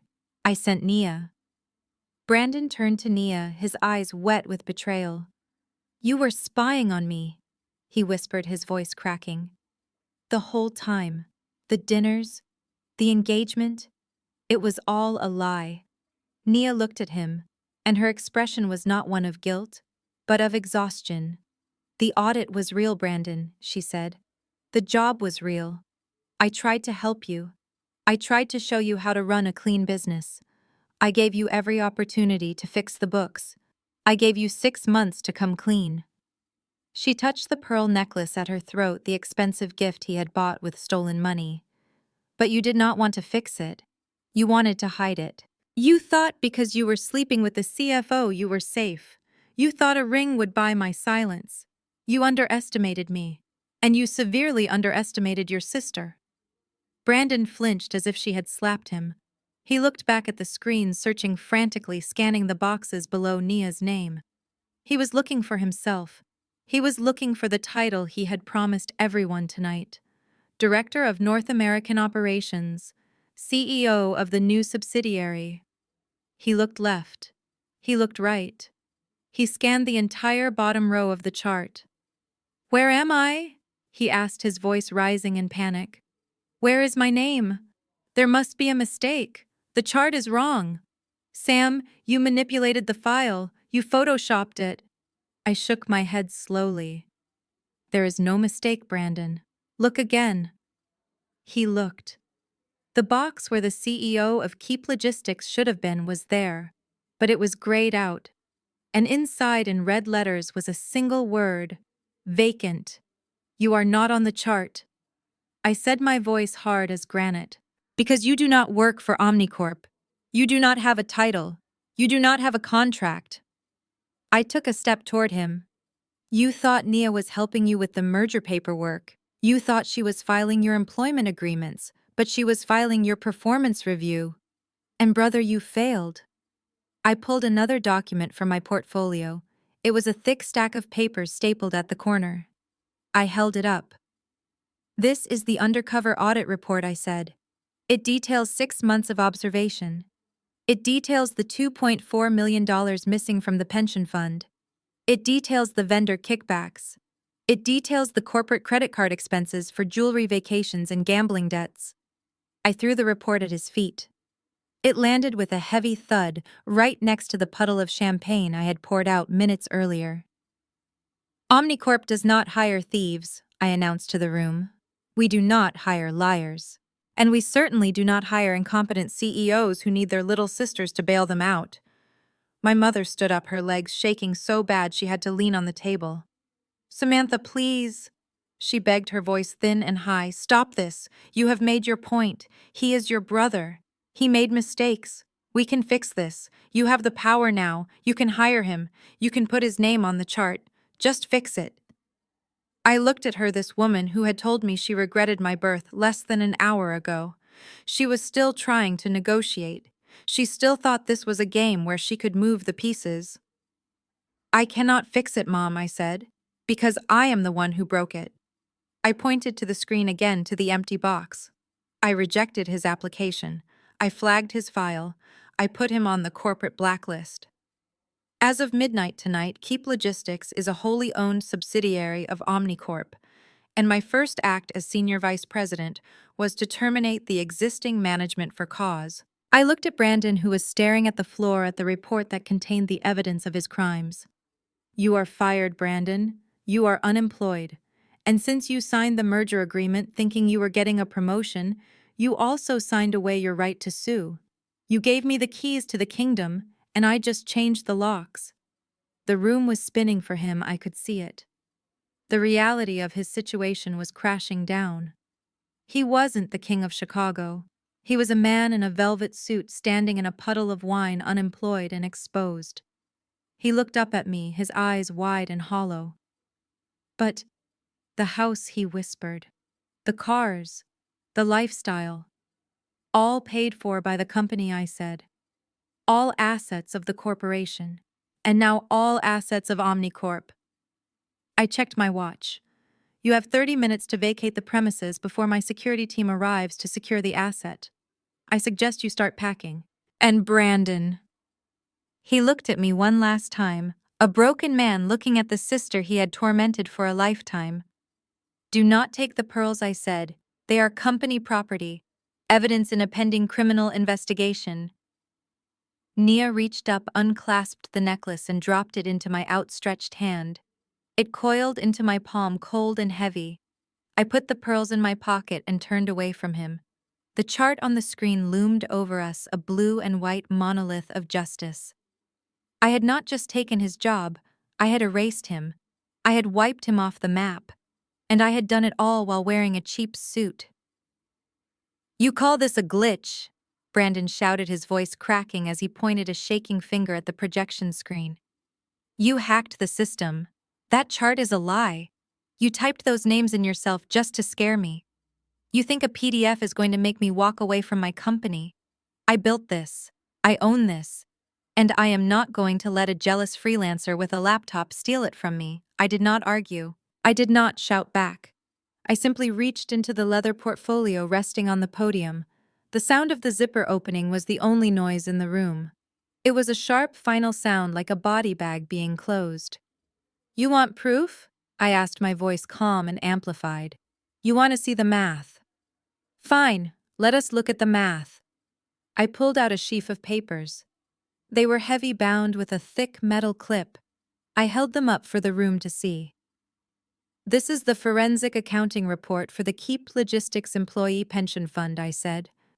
I walked to the edge of the stage and handed the first few pages to the investor sitting in the front row, a man named Mr. Henderson, who ran one of the largest hedge funds in Chicago. He took the papers, his face grave. "Look at page 4, Mr. Henderson," I said. "Line 12, May 14th of last year." Mr. Henderson adjusted his glasses. He ran his finger down the page. His eyes widened. "Transfer of funds," he read aloud, his voice echoing in the silent room. $2,400,000. Outbound wire. Destination: Cayman Islands. Account holder: BK Holdings. BK Holdings, I repeated. Brandon Keep Holdings. I turned to my brother. "You thought you were clever, Brandon. You thought moving the money through 3 shell companies would hide the trail. But you forgot one thing. You paid the incorporation fees for those shell companies with your personal American Express card, the one Mom pays off every month." My mother gasped, her hand flying to her mouth. I walked back to the portfolio and pulled out another document. It was a glossy printout of a car invoice. 2 days after the wire transfer cleared, I said, holding up the picture of a bright yellow McLaren 720S, "You purchased this. Cash. $350,000.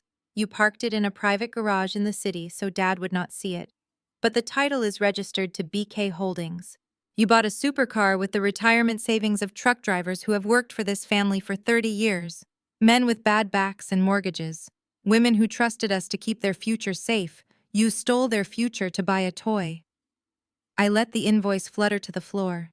It landed face up, the yellow car gleaming under the chandeliers. "But that was not enough, was it?" I continued. "You needed to look the part. You needed to flash your wealth to close the deal." I reached into my pocket and pulled out the pearl necklace Nia had just handed me. I held it up, the gems swinging heavily in the spotlight. "And this. The engagement ring Nia gave back to you earlier. I have the receipt for that too. Harry Winston. $180,000. Paid for with a wire transfer from BK Holdings." I looked at the pearls, then at Brandon. "You literally draped stolen money around the neck of the woman who was auditing you. You tried to buy her silence with the very evidence she was looking for. Do you have any idea how poetic that is? Do you have any idea how stupid that is?" Brandon was shaking his head, muttering "no" over and over again like a mantra that could ward off the truth. "It was a loan," he stammered. "I was going to put it back. Once the merger went through, once the bonus check cleared, I was going to put it all back." "That is what they all say," Brandon, Nia said from beside me. Her voice was ice. "That is what every embezzler says right before the handcuffs go on. You stole from the pension fund. That is a federal crime. That is prison time. And Omnicorp has a zero-tolerance policy for felons." The word prison hung in the air. My parents looked like they were watching their own execution. My father stepped forward, his face gray. "Now hold on," he said, his voice trembling. "We can fix this. We can pay it back." I have assets. We can liquidate some personal holdings. We can make the fund whole before anyone finds out.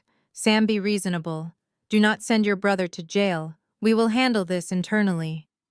I looked at my father, the man who had threatened to ruin me less than an hour ago, the man who had told me I was dead to him. You have assets, I asked. What assets, Dad? He gestured vaguely. The investments, the properties, this house. I laughed. It was a dark, mirthless sound. This house. I reached into the portfolio one last time. I pulled out a document stamped with the official seal of the county clerk. It was thick blue paper, a deed, and a mortgage agreement. I am glad you brought up the house, Dad, I said, because that brings me to Exhibit B. I walked down the stairs from the stage. The crowd parted for me, terrified. I walked right up to my father and shoved the papers into his chest. He grabbed them instinctively. Read it, I commanded. Read the collateral clause. My father looked down. His hands were shaking so hard the paper rattled. He read in silence, his face draining of all color until he looked like a wax figure. You cannot read it, I asked mockingly. Let me help you. I turned to the room, raising my voice so everyone could hear the final nail being driven into the coffin. 6 months ago, Roger and Nancy Keep took out a bridge loan to purchase this estate, $4 million. But they did not use their own credit. They did not use their own savings, because they did not have any. They were leveraged to the hilt, keeping up appearances. I pointed at the document in my father's hands. So they used the company assets as collateral. They pledged the fleet. They pledged the warehouses. And they pledged the intellectual property. They used the company as a piggy bank to buy a lake house they could not afford. I looked at my mother, who was weeping silently. That is called piercing the corporate veil, Mom. It is illegal. It is a breach of fiduciary duty. And do you know what happens when you use company assets to secure a personal loan, and then that company gets acquired? I didn't wait for an answer. The debt travels with the assets. Omnicorp bought the company, which means Omnicorp bought the debt. And since the collateral was fraudulently assigned, we called the loan. I took a step back, looking at the three of them. My brother, the thief. My parents, the frauds. 30 minutes ago, I approved the foreclosure order, I said. This house is no longer your home. It is a distressed asset of Omnicorp Global.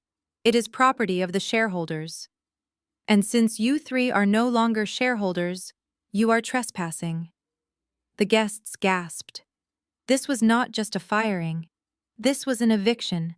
This was total annihilation. You leveraged everything I said, my voice quiet but carrying the weight of a judge's gavel. You stole from your workers. You stole from the company. And you tried to steal my inheritance to cover your tracks. You thought you were the royalty of Chicago, but you are just squatters in expensive clothes. I looked at Mr. Henderson in the front row. He was holding the bank statement I had given him, looking at my family with unmasked contempt. He stood up, buttoning his jacket. I think I have seen enough, he said. Roger, do not call me again. Our business is concluded. He turned and walked out, and that was the signal. One by one, the guests began to stand, the investors, the neighbors, the social climbers. They put down their drinks. They stepped away from the tables. They grabbed their coats. No one said goodbye to my parents. No one shook Brandon's hand. They just left, fleeing the stench of failure and fraud. I stood on the dance floor watching my family's world disintegrate. They were alone now, just 3 people standing in the wreckage of their own greed. And I was the only one left holding the receipts. The last of the guests had fled the ballroom, leaving behind a silence so profound it felt like the air had been sucked out of the room. The only sound was the howling of the wind outside, rattling the floor-to-ceiling windows, and the soft dripping of the melted ice sculpture onto the tablecloth. My family stood amidst the wreckage of their gala, their faces pale and drawn like ghosts haunting their own funeral. Brandon was still staring at the spot where Mr. Henderson had been sitting, as if hoping the wealthy investor would materialize and save him. My parents were huddled together near the head table, clutching each other for support, their eyes wide with a terror that went beyond financial ruin. They were looking at a stranger. They were looking at me. I did not give them time to process the abandonment of their social circle.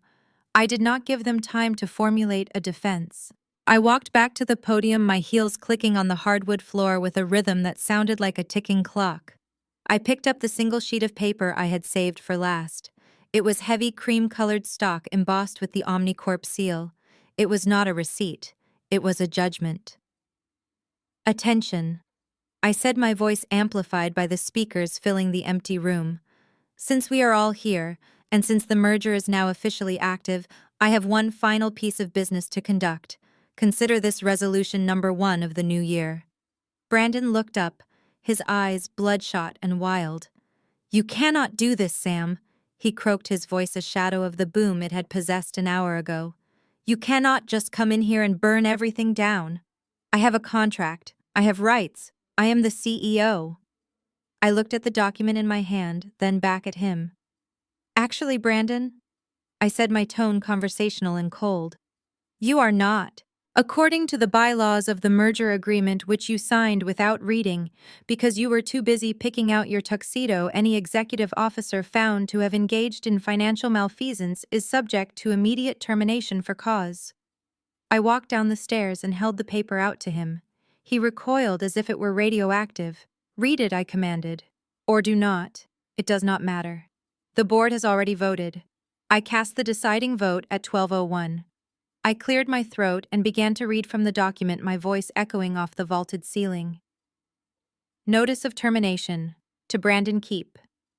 Effective immediately, your employment with Keep Logistics, a subsidiary of Omnicorp Global, is hereby terminated. Reason for termination: gross misconduct, embezzlement, breach of fiduciary duty, and fraud. Brandon let out a strangled noise, a high-pitched whimper that sounded pathetic coming from a man in a velvet suit. But my contract, he stammered. The severance package. The golden parachute. I am entitled to $10 million if I am let go. It is in the clause. I saw it. I smiled, a thin, humorless curving of my lips. Clause 14. B, I said, reciting it from memory.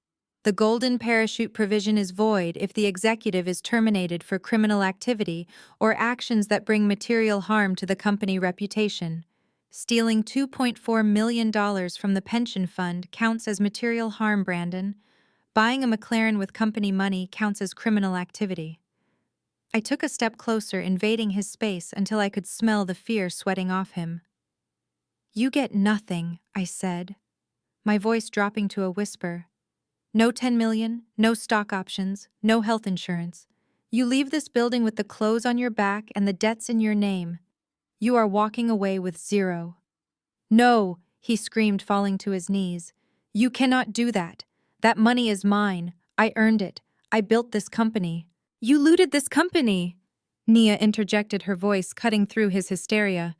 You hollowed it out, and now you are paying the bill. My mother stepped forward, her hands shaking. Samantha. Please, she begged, tears streaming down her face, ruining her expensive makeup. You have made your point. He is ruined. He has nothing. Is that not enough? Do you have to take his dignity too? Dignity, I asked, looking at her. You want to talk about dignity, Mom? Where was my dignity when you handed me a mop bucket in front of 50 people? Where was my dignity when you told everyone I was a failure? I turned my gaze to my father, who was leaning heavily against the table, looking old and frail. And speaking of taking things, I continued, I am afraid we are not done. There is the matter of restitution. Omnicorp does not absorb losses lightly. We recover our assets. My father looked up, his eyes filled with dread. What do you mean? He whispered. I mean the house, Dad, I said, gesturing to the opulent room around us. This estate, the one you mortgaged the company to buy, the one you are standing in right now. But this is our home, my mother cried. It is in our name. It was in your name, I corrected, until you used the company fleet as collateral. When Brandon signed the merger, he transferred all company assets and liabilities to Omnicorp. That includes the bad loans. That includes the fraudulent mortgages. I pulled out my phone and tapped the screen. As of 5 minutes ago, the legal department at Omnicorp filed a lien against this property. We have exercised the cross-default provision in the loan agreement. Since the primary borrower, Brandon, has been terminated for fraud, the loan is callable immediately. I looked at my father. Can you pay $4 million right now, Dad? Can you write a check to cover the principal and the interest you owe? He shook his head slowly, a defeated motion. You know I cannot, Sam. Everything is tied up. Then you are in default, I said. And when a borrower is in default, the lender seizes the collateral. I looked around the room, taking in the crystal chandeliers, the silk curtains, the symbols of the life they thought they deserved.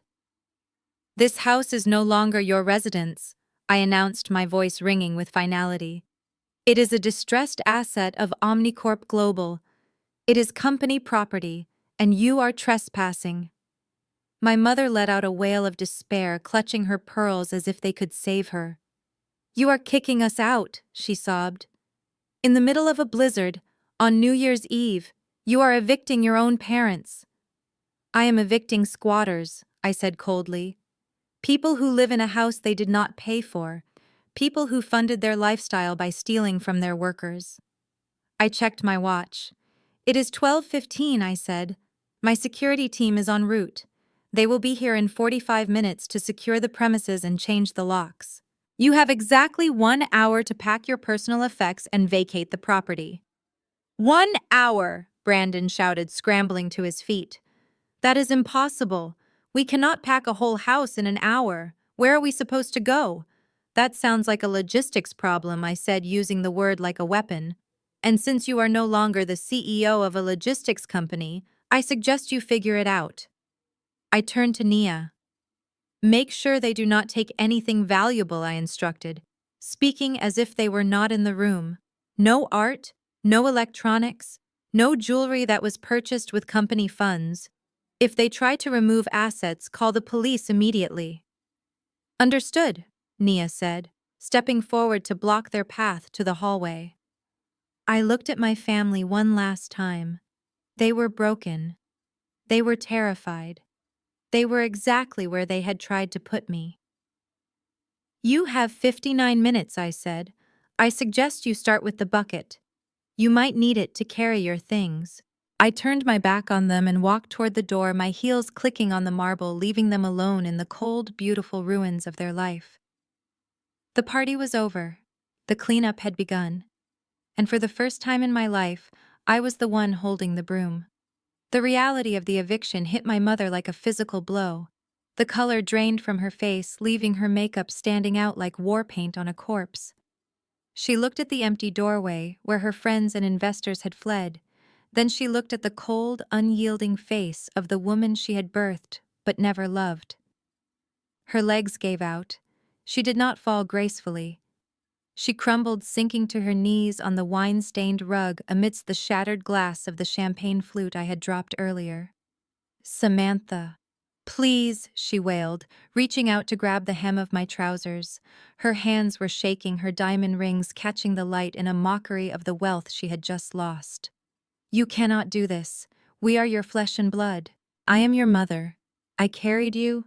I raised you. Everything I said tonight, everything I did, it was just to motivate you. I wanted you to fight for your place. I wanted you to be strong. She crawled forward, clutching at my legs like a drowning woman. I love you, Sam. She sobbed, tears streaming down her face, mixing with the mascara. I have always loved you. You are my daughter. You cannot throw your own parents out into the snow. Where will we go? What will people say? Please, baby, just give us a chance. We can fix this. We can be a family again. Just tell them it was a mistake. Tell them you were angry. I looked down at her. This woman who had locked me in a bathroom less than 2 hours ago and told me I was a biological accident. This woman who had laughed when her son handed me a mop bucket. She did not look powerful now. She looked pathetic. She looked small. Before I could answer, a groan cut through the room. My father, Roger Keep, clutched his chest with a theatrical gasp. He stumbled back against the head table, knocking over a vase of white roses, water splashing onto his shoes. My heart. He wheezed, his face twisting into a grimace of pain. I cannot breathe. It is my heart. He slid down the table leg, collapsing onto the floor next to Brandon. Dad. Brandon screamed, dropping to his knees beside him. Dad, are you okay? Sam, look what you did. You are killing him. Call 911. I didn't move. I didn't reach for my phone. I didn't even blink. I just watched them performing the final act of their tragedy. Get up, Dad, I said, my voice bored. You are a monster, Brandon yelled, cradling our father's head. He is having a heart attack. He is having a panic attack because he got caught, I corrected. And his cholesterol is lower than mine. I saw his medical records during the insurance audit. His heart is fine. It is his conscience that is failing. My father opened one eye, realizing the ploy wasn't working. The groans stopped abruptly. He sat up slowly, adjusting his disheveled tuxedo, looking at me with pure hatred. You are cold, he spat. You are ice cold.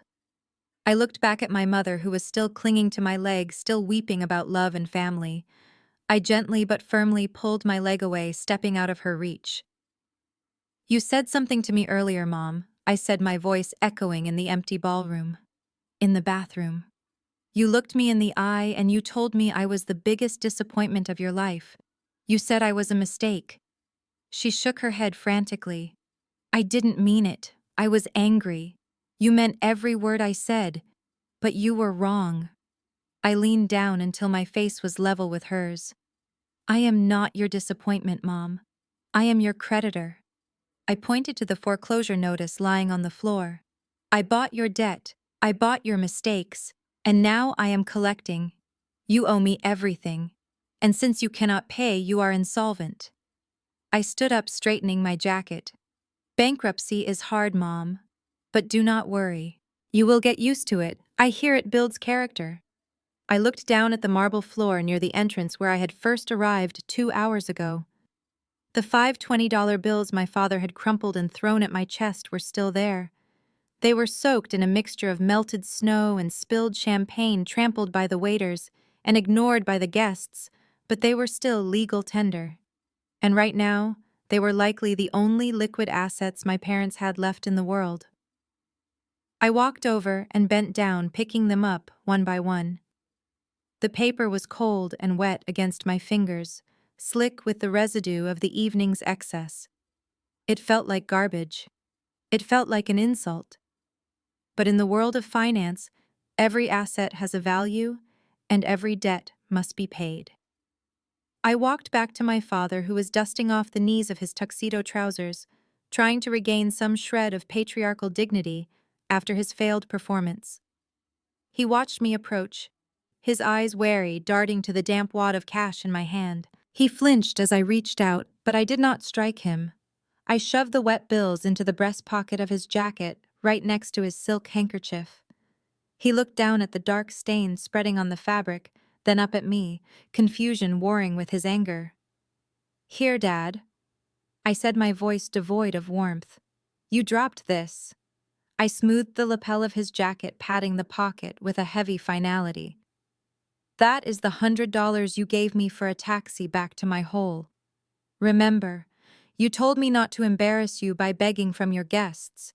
You told me to take my charity and leave. Well, I am returning the favor. You are going to need this more than I do. He opened his mouth to speak to salvage some pride, but I cut him off. Taxis are expensive, Dad, especially on New Year's Eve during a blizzard.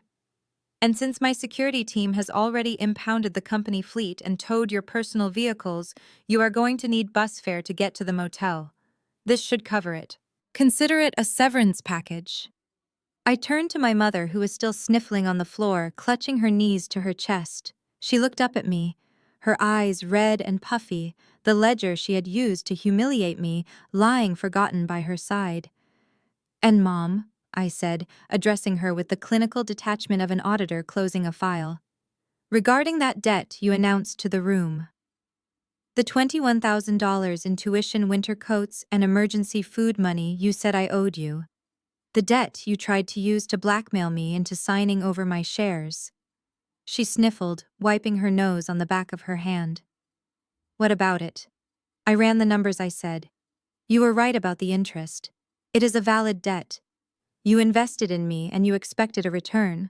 So I paid it. I pulled up the final settlement agreement on my phone screen and held it down for her to see. I deducted $21,000 from the $2.4 million restitution judgment we just filed against Brandon. He now owes Omnicorp $2,379,000. Consider your investment in my education fully repaid. I put the phone away. We are even, Mom. You do not own me anymore. And I do not owe you a thing. Not a dollar, not a visit, not a phone call. The ledger is closed, the account is terminated, and the balance is zero. I stepped back, looking at the three of them one last time. They were small, they were broke, and they were finally out of my life. I have work to do, I said. Try not to make a mess on your way out. The wail of sirens pierced the winter night, drowning out my mother's sobs. Blue and red lights swept across the ballroom windows, painting the wreckage of the party in harsh strobe lighting. The double doors flew open and a team of federal agents swarmed the room, their windbreakers emblazoned with the letters FBI. They did not stop to ask for directions. They knew exactly who they were looking for. Two agents hauled Brandon to his feet, stripping him of the last shred of his arrogance. Brandon Keep, you are under arrest for securities fraud, wire fraud, and embezzlement. The lead agent announced, his voice devoid of pity. Brandon struggled, his velvet tuxedo bunching up as they twisted his arms behind his back. You cannot do this, he screamed, saliva flying from his lips. I am the CEO. I am the king of Chicago. You are a felon, the agent corrected, snapping the handcuffs shut with a metallic click that echoed like a gunshot. Around us, the few remaining guests pulled out their phones. They were not calling lawyers. They were hitting record. I watched as the live streams went live, broadcasting his humiliation to the world he had tried so desperately to impress. Brandon looked at me, his eyes wide with terror, begging for a sister who no longer existed. Sam, help me. I looked at him, then at the cameras. Smile, Brandon, I said. You always wanted to be famous. The heavy oak doors of the estate boomed shut behind us, severing the connection to the chaos inside. The screams of my brother and the wailing of my mother were instantly silenced, replaced by the clean howling of the winter wind. Snow swirled around us in a chaotic dance, landing on my hair and melting against my skin. But for the first time all night, I did not feel the cold. I felt a burning warmth in my chest, the heat of a fire that had finally burned itself out, leaving only clean white ash. A sleek black limousine sat idling in the circular driveway, its engine purring like a large, contented cat. The driver, a man I had hired for his discretion, stood by the open rear door, oblivious to the flashing lights of the police cruisers swarming the property. Naya and I slid into the back seat, the smell of rich leather and freedom wrapping around us like a protective blanket. The door closed with a solid thud, shutting out the storm, shutting out the past. I leaned back against the seat, closing my eyes for a moment, listening to the silence. It was the most beautiful sound I had ever heard. Nia watched me, her face illuminated by the soft blue glow of the passing streetlights as the car began to move. Are you sad, boss? She asked, her voice quiet and respectful. I opened my eyes and looked out the tinted window at the shrinking silhouette of the house that was no longer my home. I saw the police lights painting the snow in shades of red and blue. I saw the empty driveway where my father had tried to buy my dignity with pocket change. I turned back to Nia, and a smile touched my lips, genuine and light. No, I said. I am not sad. I just took out the trash to start the new year fresh. Drive on. The story of Samantha Keep and the fall of the Keep dynasty serves as a brutal yet necessary reminder that arrogance is often the architect of its own destruction. For years, Sam's family mistook her silence for weakness and her integrity for failure. They believed that success was defined by volume, by velvet tuxedos, vintage wines, and the public humiliation of those they deemed lesser. They built their lives on a foundation of theft and deceit, convinced that their status made them untouchable. But they forgot that the tallest towers cast the longest shadows, and it is often in those shadows that the truth waits to strike. The true lesson here is that dignity cannot be bought and competence cannot be faked. While Brandon and his parents were busy performing wealth, Sam was busy building actual value. She demonstrated that real power doesn't need a microphone or a spotlight. It rests in the quiet confidence of knowing exactly who you are and what you are capable of. It teaches us the immense value of playing the long game. Sam did not react impulsively to every slight over the years. She gathered her receipts, she built her case, and she waited for the perfect moment when her actions would speak louder than their insults ever could. Furthermore, this journey validates the difficult choice to sever ties with toxic family members. Blood may be thicker than water, but it is not thicker than self-respect. Sam's victory wasn't just about the money or the corporate title. It was about reclaiming her narrative from people who tried to write her off as a footnote. In the end, the receipt for cruelty always comes due, and the currency of integrity never devalues. If you have ever had to burn a bridge just to light your way forward, hit that like button and subscribe for more stories where justice is served ice cold.